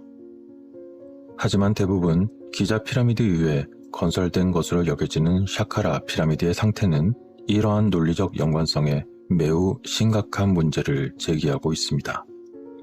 샤카라의 피라미드 중 오직 조저의 계단식 피라미드만이 상태가 좋았었지만 그것은 실제 피라미드라고 보기 어려운 상태였습니다. 계단 피라미드는 원래 피라미드에서 변형된 분묘 건축물, 즉 마스타바였기 때문입니다. 그러한 샤카라의 다른 피라미드들은 대부분 5번째에서 6번째 왕조들에 속해 있었으며 오늘날 폐허가 되어서 잔해 더미와 비슷하게 변했습니다.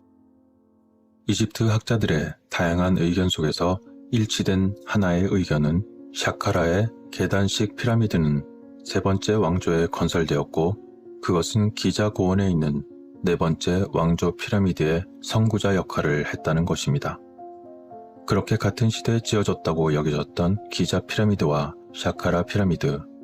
그런데 그곳에서 당연히 쉽게 관찰할 수 있지만 너무나도 명백한 차이점이 있다는 것이 바로 오늘 제가 말씀드리고자 하는 문제점인 것입니다.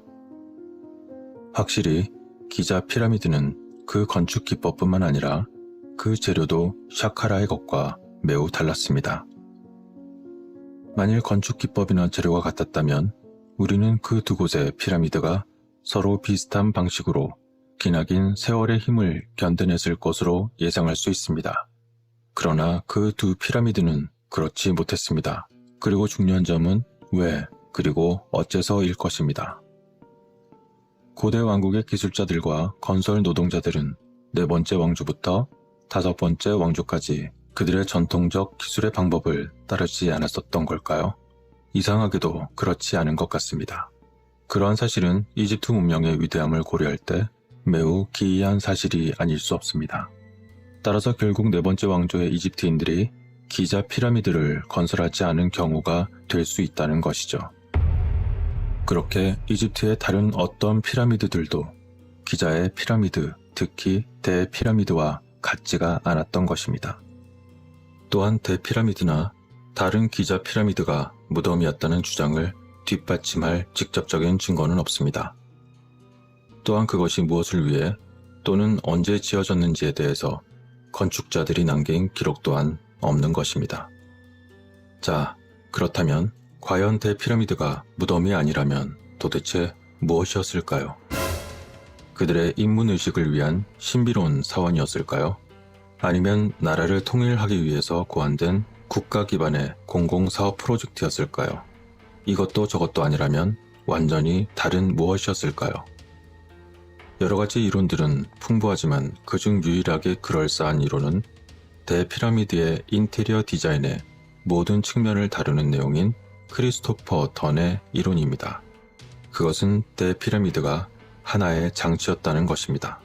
던에 따르면 대피라미드는 지각 진동을 전기로 변환함으로써 동력을 생산하는 건물이었다는 것입니다.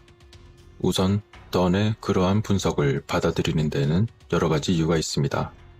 첫 번째, 그는 대피라미드 내 인테리어 디자인과 다른 모든 증거를 일관된 방식으로 설명합니다. 둘째, 그는 정밀 시공을 달성하는 데 필요한 기술력을 보여주고 있습니다.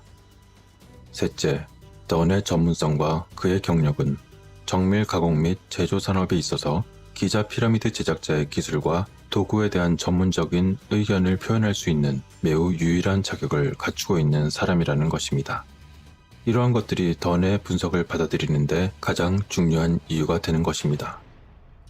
사실 현대 건설 회사조차도 무게가 약 10톤에서 50톤까지 다양한 돌 블록을 다루기 위해서는 먼저 특수한 도구와 기술을 발명하지 않고서는 그러한 대피라미드를 건설할 수 없었습니다. 이러한 노력은 마치 수십조에서 수백억 조의 자원을 필요로 하는 수력 발전댐이나 원자력 발전소를 건설하는 것과 비슷하거나 어쩌면 더 큰 규모가 될 것입니다. 우리의 현대 경제는 고대와는 많이 다르겠지만 지금과 비교했을 때 그 필요한 자원은 어차피 비슷하거나 같을 수밖에 없습니다. 왜냐하면 돌은 결국 채석장으로부터 옮겨야 하며 일꾼은 일하기 위해서 밥을 먹어야 한다는 것이죠. 그처럼 상식적으로 생각하더라도 오랜 기간 동안 기자 피라미드 개발에 막대한 양의 자원이 투입되었다는 사실은 피라미드 건축물은 매우 실용주의적인 것이었고 세계에서 가장 큰 묘석을 가진 제4대 왕조 파라오의 허영심을 위한 것이 결코 아니었다는 결론이 나오는 것입니다. 과거 기원전 3000년경 로어 나일 계곡 하류에 영구적인 그들의 정착지가 세워지고 성장하면서 그들의 문명의 발전을 이끌었습니다. 기자와 주변 지역이 초기 왕조 이집트의 초점으로 선택된 이유는 세계의 피라미드와 스핑크스가 증언하는 것처럼 이미 그 이전에 그곳에 문명이 있었기 때문일 것입니다. 피라미드가 무엇을 위해 설계되었는지 그들은 알지 못한 채 초기 이집트인들 또한 대피라미드가 무덤이었음에 틀림없다고 스스로 추측했던 것입니다. 그 결과 그들은 기자 고원에 그들의 활력을 불어넣고 다시 일으켜 세우기 위해 네크로폴리스로 만든 다음 샤카라로 확장하여 피라미드 형태의 무덤을 새로 지었지만 그들은 그곳에 원래부터 있었던 대피라미드 형태의 모습을 본따 만든 피라미드 형태의 무덤인 샤카라의 품질은 떨어지고 기자 피라미드의 원래 건축자들이 보여줬었던 그 거대하고 정밀한 기술은 보여주지 못했던 것입니다. 샤카라의 피라미드 모양의 건물, 심지어 그들 중 작은 건물들조차도 너무나 자원 집약적이어서 이집트 대부분의 귀족들은 기존의 전통적인 마스타바에 묻히기 위해 할 수 없이 되돌아가야만 했습니다. 그렇게 고도의 기술력을 갖춘 초기 문명을 요구하는 이러한 시나리오는 또 다른 문제를 제기할 뿐만 아니라 역사의 표준 모델에도 맞지 않았던 것입니다. 그러나 그들 이전에 이미 있었던 초기 문명이 존재했다는 생각은 기자 피라미드에만 있는 것이 아닙니다. 1991년 존 앤서니 웨스트틴과 지질학자 로버트 쇼크 박사에 의해 스핑크스는 지질학적으로 그 연대가 7,000년에서 9,000년 전 사이로 추측되게 됩니다. 게다가 천체 물리학자 토마스 브로피 박사에 따르면 이집트 남서부에 있는 나프타 플레이아의 거석은 하늘의 별을 보기 위한 다이어그램으로 여겨진다고 합니다. 그것은 지구에서 오리온 자리 벨트까지의 거리뿐만 아니라 전체가 관측자의 시선 방향에 가까워지거나 멀어지는 속도와도 그 관련성이 있다고 합니다. 또 다른 머리를 극적이게 하는 발견은 레바논 베이루트 서쪽에 있는 바알벡 신전의 1260톤짜리 초석인데 그 중 하나는 채석장에 남겨져 있었던 것입니다. 그렇게 분명히 역사에는 비밀이 있습니다. 하지만 이론적으로 문명이 우리가 이제껏 학교에서 배우고 믿고 있었던 것보다 훨씬 더 오래되었다는 것을 입증할 만한 충분한 증거가 남아있는 것입니다. 고대 이집트인들이 남긴 역사는 이것을 확인시켜주곤 합니다.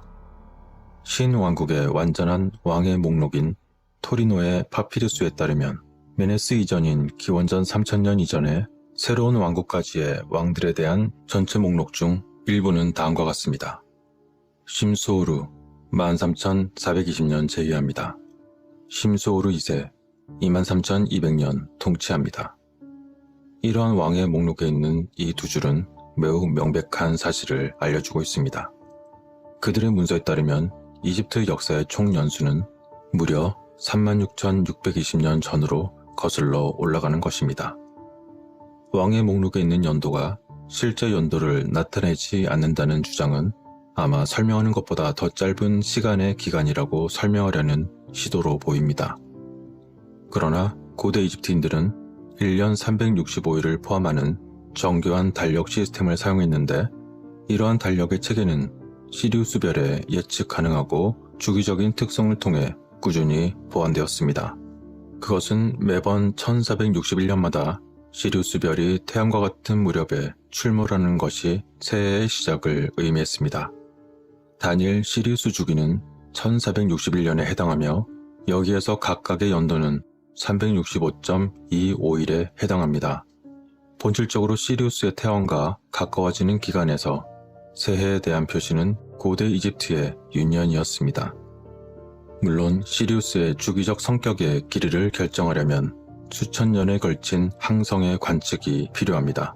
즉 다시 말해서 놀랍게도 파라오 이집트의 기원 또는 그 지식의 원천은 이미 아주 먼 과거에서 시작되어야만 했었던 것을 의미하는 것이 됩니다. 그렇게 시리우스의 주기적인 성격의 길이를 파악하기 위해서 수천 년에 걸친 관측을 완성했던 이집트의 기원이나 지식의 원천들은 도대체 얼마나 먼 과거에서부터 출발했던 것일까요? 한편 20세기 후반 이집트 학자 월터 에머리는 고대 이집트의 기원이 선사시대로 거슬러 올라간다는 것에 원칙적으로 동의한 것 같습니다. 에머리 박사는 고대 이집트의 문자 언어가 초기 왕조 시대에도 그림 기호의 사용을 이미 넘어섰으며 그 기호는 숫자 체계와 함께 소리를 나타내는 데도 사용되었다고 합니다. 상형 문자가 양식화되고 건축에 사용되었을 때 필기체 글씨는 이미 일반적으로 사용되었다는 것입니다. 그의 결론은 다음과 같습니다.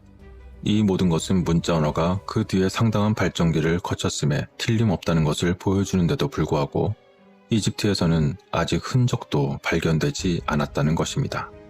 또한 고대 이집트의 종교는 상당한 발전 기간이 있었다는 것을 증명하고 있는데 그것은 종교라기보다는 자연과 생명의 철학에 더 가까운 그들의 종교는 모든 면에서 신화라기보다 더 과학적으로 보이는 매우 세련되고 정교한 수준을 기반으로 한다는 점입니다. 현대 서양의 관점에서 볼 때 그들의 종교는 원시적이고 다신론적인 것으로 간주되어 왔고 신들에 대한 신화적인 위협으로 보였을 것입니다. 그러나 그러한 현대 서양의 관점은 사실과 무관합니다. 이러한 오해의 근원은 이집트 단어 네테르가 그리스어로 번역될 때 신으로 해석된 것에서 비롯되었으며 나중에 신이라는 서구화된 의미를 취했기 때문입니다. 즉 다시 말해서 네테르의 의미는 숭배받을 신이 아니라 신의 한 면을 묘사하는 것이었습니다. 본질적으로 네테르는 실용적인 과학적 방법으로 자연의 원리들을 언급했습니다. 그러나 특정 네테르의 의미는 시각적으로 상징적인 방식으로 전달되었습니다. 인간이 동물의 머리로 묘사되었을 때 이것은 인간에게서 일어나는 원리를 의미합니다. 만일 동물 전체가 묘사되었다면 그것은 일반적인 원리에 대한 언급이었던 것입니다. 그 반면에 동물에 묘사된 인간의 머리는 그 원리를 인간 내부의 신적인 본질과 관련하여 표현했던 것입니다. 특별히 어떤 사람을 지칭한 것이 아니라 인류 내부의 신성한 본질과 관련이 있다는 것입니다. 불멸의 바가 인간 얼굴의 새를 상징하듯이 전형적인 것으로 표현되는 것입니다. 또 다른 예는 미라화를 하는 과정을 총괄한 아누비스, 즉 자칼이 있습니다. 그것은 분해 또는 발효의 과정의 표현으로 그렇게 한 것이라고 보고 있습니다. 본질적으로 자칼은 그들의 먹이를 소비하기 전에 부패하도록 내버려 둡니다. 그렇게 미라 의식을 주관한 사람은 그림에서 자칼의 머리를 가진 사람으로 묘사되었었고, 따라서 자연에서 발견되는 소화의 원리로서 사람의 죽음을 상징하고 표현했습니다. 보편적인 관점에서 신체의 분해는 자연에게는 소화 그 자체였던 것입니다. 따라서 소화와 관련된 장기들은 죽은 사람들로부터 제거된 후에 자칼의 머리 모양을 닮은 뚜껑이 달린 카누픽 병에 넣어졌습니다. 어찌되었건 다시 본 주제로 돌아와서 파라오의 이전인 기원전 3000년 초 왕조 이집트의 갑작스러운 출현은 문명의 가장 큰 미스테리 중 하나로 여전히 남아 있습니다. 도대체 어떻게 이 원시적인 북아프리카의 문화가 그러한 장엄한 문명으로 구성되었던 것일까요? 우리가 간과하고 있는 한 가지 측면은 인류가 해부학적으로 현대의 인간으로 볼 수 있는 자들이 매우 오랫동안 존재해 왔었다는 것입니다. 최근의 유전 연구에 따르면 오늘날 모든 사람들은 약 15만 년 전에 지구를 걸었던 한 아프리카 여성의 후손이라고 전해지고 있습니다. 유전학자에 따르면 그녀의 미토콘드리아 DNA는 우리 모두에게 존재한다고 합니다. 이것은 우리 조상들이 상대적으로 원시적인 상태로 남아있었던 14만 7천 년이라는 매우 긴 시간을 말해주고 있습니다. 그 증거들 중 일부는 도무지 믿을 수 없을 정도로 매우 특이한데, 그 중에서 특히 대피라미드는 그들이 고대 시절에 결코 원시적이지 않았음을 암시하는 것입니다. 고대 이집트의 기술적 능력을 보여주는 기념물, 사원 및 기타 공예품들이 여전히 아직도 존재하며, 그러한 증거와 자연을 묘사하는 정교한 상징성을 고려할 때 기원전 3000년의 이집트인들은 그들의 왕조 사회를 구축하는 과정에서 그들보다 훨씬 전에 전해진 지식의 유산으로부터 많은 혜택을 이미 받은 것이 분명해 보입니다. 즉, 기원전 3000년 이집트인들은 그들 이전에 존재했던 지식의 유산을 받았다는 것이죠. 물론 역사에 대한 이러한 접근 방식에 대해 그 누구라도 이 고도의 기술적인 선사시대 문명의 증거가 그 어디에 있는지 알고 싶어질 것입니다. 만약 그런 문명이 존재했다면 그 존재를 뒷받침하는 압도적인 증거가 남아있을 것입니다. 그러나 현재의 지질 형성에 대한 매우 독점적이고 획일적인 접근 방식은 많은 문제가 있음에도 불구하고 일반적으로 사실로 받아들여지는 형편입니다. 그렇지만 생각을 하는 사람들이라면 아마 깊은 회의론자의 편에 서게 될지도 모르겠습니다. 아직도 여전히 늘 그렇듯이 목소리 높은 자들이 말하는 것을 무조건 맹신하며 스스로 생각하고 스스로 관찰하지 않는 사람들이 매우 많다면 이러한 내용들에 대하여 어떻게 우리들이 받아들일 수 있을까요? 지질학자에 따르면 지구 역사상 5번의 대규모 멸종이 있었습니다. 그것은 오르도비스기, 데본기, 페른기, 트라이아스기, 백악기 등이 될 것입니다. 이 모든 대재앙은 현대 인류보다 훨씬 이전에 일어났었지만 비교적 최근에 일어난 두 가지 세계적 재난이 있었습니다. 그것은 약 7만 1000년 전에 수마트라에 있는 토바산이 엄청난 양의 재를 대기로 내뿜으며 폭발하고 말았습니다.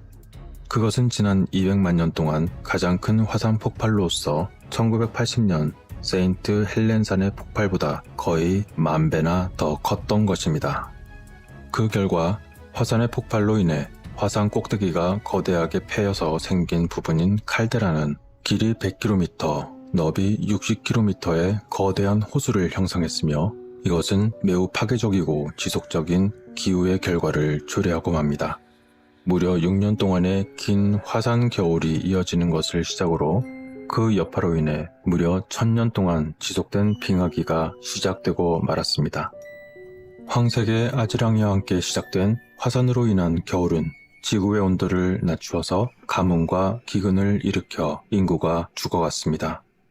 유전학자인 유타 대학의 린 조드 박사에 따르면 그때 남은 인구는 그 수치가 5,000명까지 낮아졌을 수도 있다고 했던 것입니다. 현재 우리 시대와 가장 가까운 재앙은 불과 만년 전인 빙하기 말기에 불가사의한 대재앙이었습니다. 아무도 그것이 자연현상의 결과인지 그 어떤 이유인지 아무도 모릅니다. 알려진 것은 기후가 그 당시에 살았던 사람들의 삶을 급격하게 바꾸었다는 것이죠. 일부 사람들은 소행성 충돌이라고 주장하지만 그것은 그저 가설에 불과합니다. 우리는 분명히 가설과 실제를 구별할 줄 알아야 진실에 접근할 수 있을 것입니다.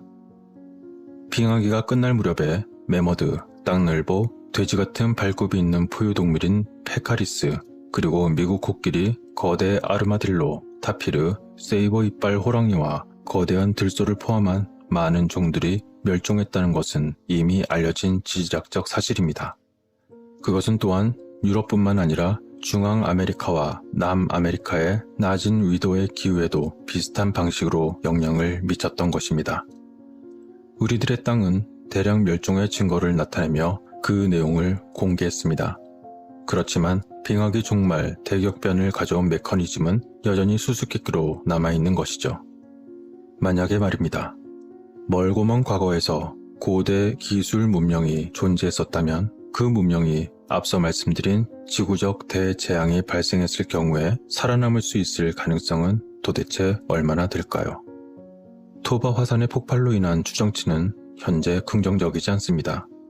그렇지만 오늘날 천문학자와 기후학자들이 이론적으로만 존재하는 소행성 충돌이라는 시나리오도 마찬가지인 것입니다.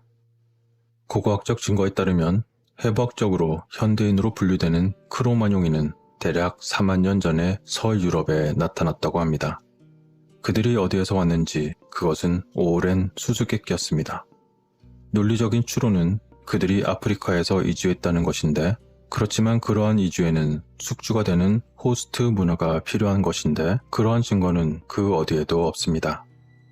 그럼에도 불구하고 이 호스트 문화의 가능성이 있는 매우 유력한 위치는 먼 옛날 일련의 담소호였을 지중해 해안을 따라 있었을 것입니다. 만약 지중해 지역에 고대 문명이 존재했다면 그 호수를 소금물 바다로 바꾸는 대화재에서 결코 살아남지 못했을 것입니다. 만약 그것이 사실이라면 그 문명의 경계에서 살았던 사람들의 잔재들이 오늘날 우리에게 기자 피라미드나 바알베크의 거대한 돌과 같이 매우 변칙적으로 반드시 나타나게 될 것입니다. 또한 비록 한때 지중해 문명의 일부였지만 유럽의 크로마뇽인의 문화 또한 반드시 변칙적으로 나타나게 될 것입니다. 우리들에게 그렇게 나타난 것은 그것이 마치 그들이 어디선가 갑자기 나타난 것처럼 보일지도 모릅니다.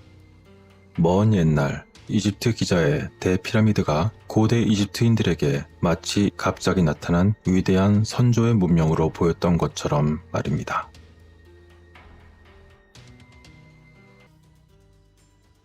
지금으로부터 약 20년 전, 파울리나 젤리스키는 더운 7월의 어느 날 그녀가 있어야 할 곳에서 우연히 발견되었다는 갑작스럽고 이상한 느낌을 기억합니다. 탐사연구선인 율리시스는 그날 쿠바 서해안에서 약간 떨어진 유카탄 해협에서 항해했으며 카스트로 정부는 해저 석유와 함께 오래된 보물선도 발견할 수 있는 경우를 위해 그들을 고용했습니다. 그들의 선박은 수면 아래 2000피트 이상 밑으로 전자밧줄로 붐박스 크기의 소나를 투입했습니다. 음파 탐지기인 소나는 저 멀리 율리시스 탐사선의 컴퓨터 화면에 해저 사진을 스케치했습니다. 젤리스키와 그녀의 남편 폴 와인스 와이그가 그 화면을 보았을 때 해저의 빈 평야가 갑자기 돌에서 자른 듯한 거대한 기하학적 모양의 이미지로 바뀌었습니다. 더 많은 모양이 보이면서 일부는 약 20km 정사각형의 넓은 영역에 패턴으로 배열된 것처럼 보였습니다. 일부 돌은 블럭으로 잘린 것처럼 보였고 일부 돌은 완벽하게 정렬된 것처럼 보였습니다. 그들은 복도와 방의 윤곽을 형성하는 것처럼 보였다고 두 과학자는 말했습니다. 그곳에는 둥근 돌과 피라미드 모양의 돌도 있었던 것입니다. 원래 그 지역의 해저는 기복이 있는 모래 평원이라고 젤리츠키는 말했습니다. 따라서 그들이 본 곳은 원래대로였다면 거기에 없었어야 했던 것입니다. 젤리츠키는 당시를 회상하며 다음과 같이 말했습니다. 당시 우리는 놀라움에 충격을 받았고 솔직히 약간 무서웠습니다. 우리가 보고 있는 것을 보지 말아야 할 것 같은 생각마저 들었던 것입니다. 우리의 첫 번째 생각은 어떤 종류의 비밀 군사시설을 발견한 것인가 하는 것이었습니다. 만일 해저에서 군사시설을 찾았다는 것은 누군가를 괴롭힐 수 있는 이유였기 때문이었고, 그래서인지 그 후 6개월 동안 두 연구원은 쿠바 정부를 위한 업무에 바쁘게 활동하면서도 머무는 동안에 그들이 발견한 그 수상한 해저 건축물에 대해 거의 언급하지 않았습니다.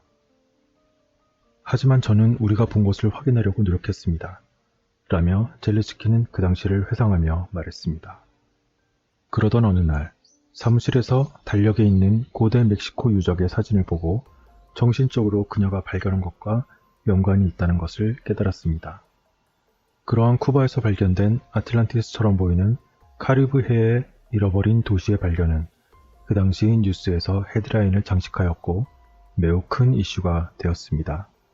하지만 그러한 놀라운 소나의 이미지를 조사하겠다고 약속한 정부와 국립박물관 그리고 내셔널 지오그래픽은 20여 년이 지난 지금에 이르기까지 그 이야기에 대해서는 모호하게 입을 다물고 있습니다.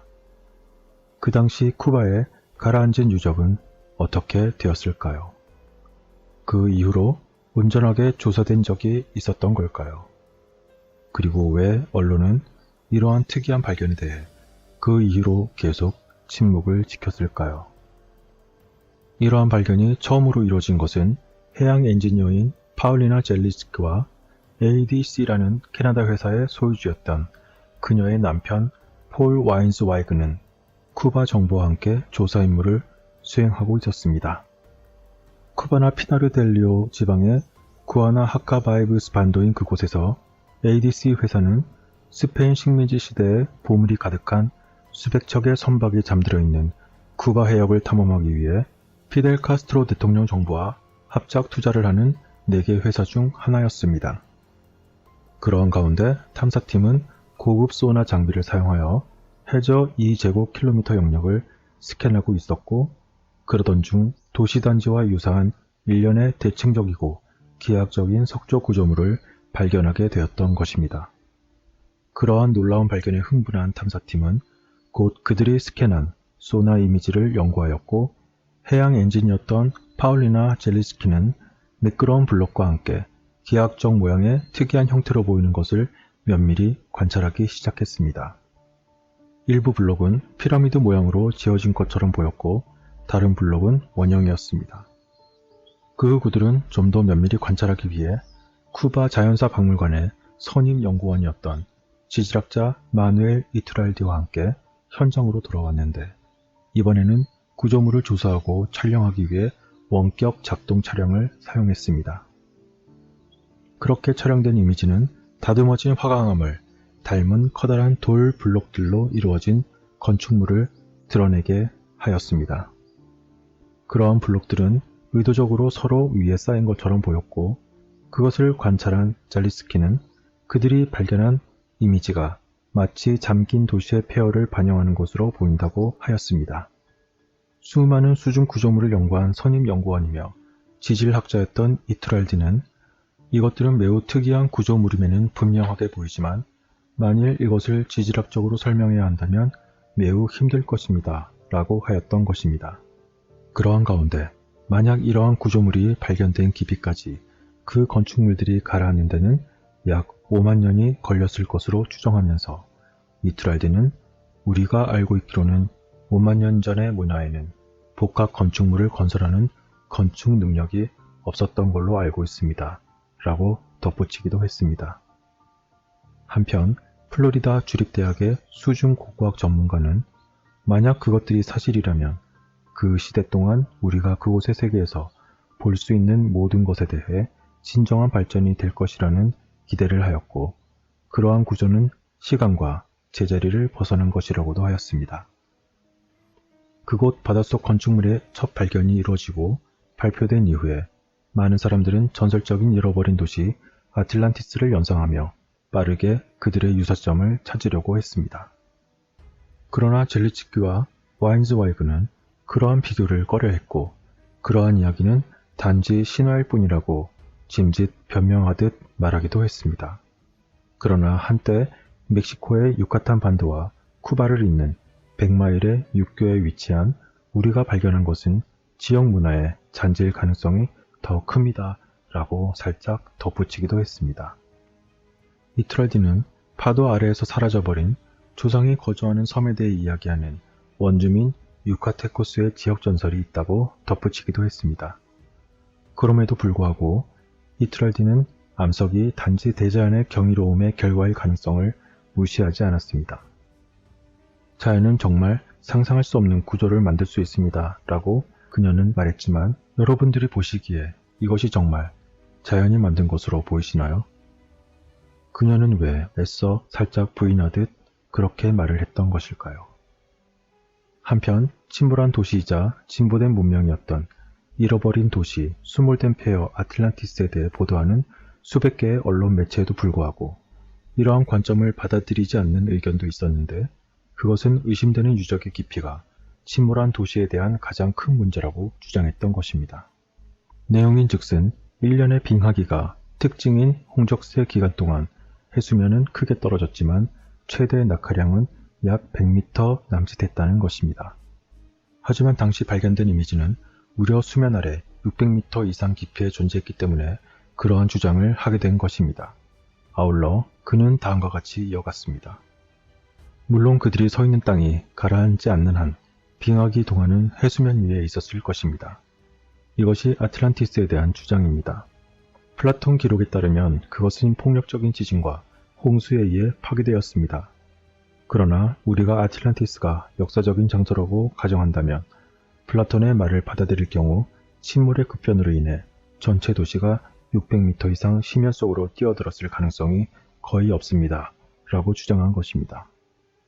만약 그의 주장이 옳고 이러한 발견된 석조 구조물이 고대의 수몰된 도시를 반영하지 않고 단순히 자연의 산물이라고 가정한다면 확실히 지질학자와 다른 과학자들은 발견에 뛰어들어 자연의 기이한 사건과 그러한 특이한 원인이 무엇인지 조사했을 것입니다.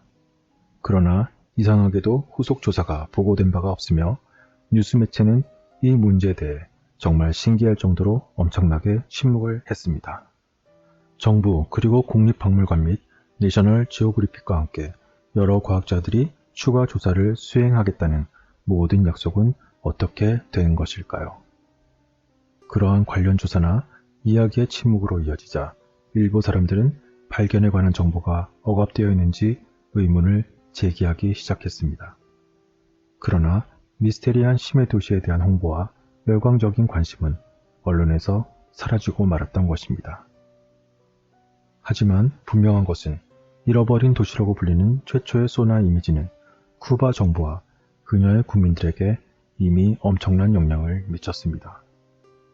아마도 유카탄 반도의 유명한 마야보다 훨씬 이전의 문화에 의해 지어진 이 구역은 해수면 아래로 2000피트 떨어진 광대하고 신비한 대격변의 희생양이었을 것입니다. 어찌되었건 현재 확실하게 알려진 소식은 갑자기 조용해지며 사라지고 말았지만, 초기 멕시코의 구전 전통에서는 동양에서 온 키 큰 백인들과 큰 자연재해에 가라앉은 섬의 진보된 문명에 대해 이야기를 하고 있습니다. 일부 초기 중앙아메리카 인디언의 고대 언어에서 아틀란티쿠라는 단어는 우리의 좋은 아버지 또는 우리의 좋은 아버지가 쉬는 곳을 의미한다고 합니다. 한편 그러한 설명하기 어려운 해저 지질 구조가 일본과 같은 지역과 바하마 인근 지역 등 세계 다른 곳에서도 발생했습니다. 그중 바하마에서 조종사와 다이버들은 수년 동안 약 15피트 깊이의 물에 연결된 것처럼 보이는 긴 돌의 블록인 아틀란티스 로드에 대해 궁금해했습니다. 그러나 한편 지질조사국에서는 그 블록은 해수면 상승과 침식의 조합으로 인해 자연스러운 것이라는 의견도 있었습니다만 일반인들이 보기에 과연 이것이 인공적이지 않고 자연스러워 보이시는 분이 과연 계실런지 궁금할 정도로 그들의 의견은 일반인들과는 차원을 달리하는 것 같습니다. 잃어버린 도시 아틀란티스는 수천 년 동안 낭만적인 마음을 따뜻하게 해왔습니다. 기원전 347년에 사망한 그리스 철학자 플라톤은 그것을 지진으로 파괴된 유토피아라고 불렀고 사람들은 그 이후로 그것을 찾으려고 노력하고 있습니다. 그러나 그들은 에게에서 남극까지, 유럽에서 바하마까지 아직 성공하지 못하고 있습니다. 앤드류 콜린스는 그의 저서 아틀란티스로 가는 길에서 카리브해가 아틀란티스의 사이트로 판명될 수 있다고 추측하고 거대한 쓰나미 또는 해일로 동부 해안선을 황폐화시켰을 수 있으며 또한 해성 충돌로 인해 파괴되었을 수 있다고 제안하기도 했습니다. 그러나 이 지역 문화는 아틀란티스만큼 주목할 만합니다. 예를 들어 마야는 약 서기 250년에 시작하여 900년경에 정점에 달했으며 유카탄 반도의 웅장한 문명을 발전시켰던 것입니다. 그러나 스페인은 결국 1500년경 마야를 정복하고 말았습니다.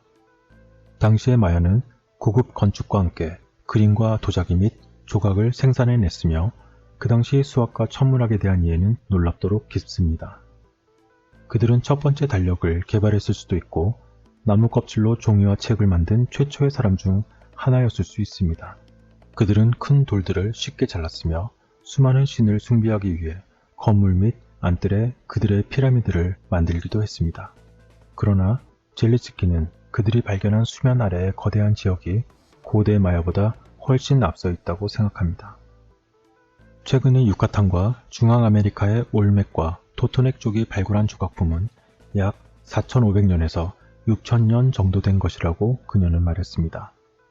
그러면서 그녀는 마야 국가는 훨씬 나중에 유카탄에 왔고 이전 국가에서 문명의 예술과 과학을 배웠습니다. 우리는 이 나라들을 거의 알지 못한다고 하며 아울러 고대 마야의 기록을 모두 불태운 스페인 교회에 감사한다고 비꼬기도 했습니다. 오늘날 멕시코와 쿠바는 유카탄 해협의 100마일 너비에 의해서만 분리되어 있으며 지질학자들은 한때 지상의 다리가 두 지역을 연결했다고 추측해 왔습니다. 이 이론에 따르면 수중 단층은 결국 다리를 갈라서 파괴하며 위의 땅을 삼켜버렸다는 것입니다. 세계는 항상 고대 문명의 신비에 매료되었으며 한동안 가라앉은 쿠바의 도시는 가장 기괴한 도시 중의 하나였습니다. 그것은 여전히 수중에 있고 바다 깊은 곳에 평화로운 곳에 놓여져 있으며 그 어느 때보다 많은 수수께끼로 여전히 남아있는 것 같습니다. 여러분의 생각은 어떠신가요?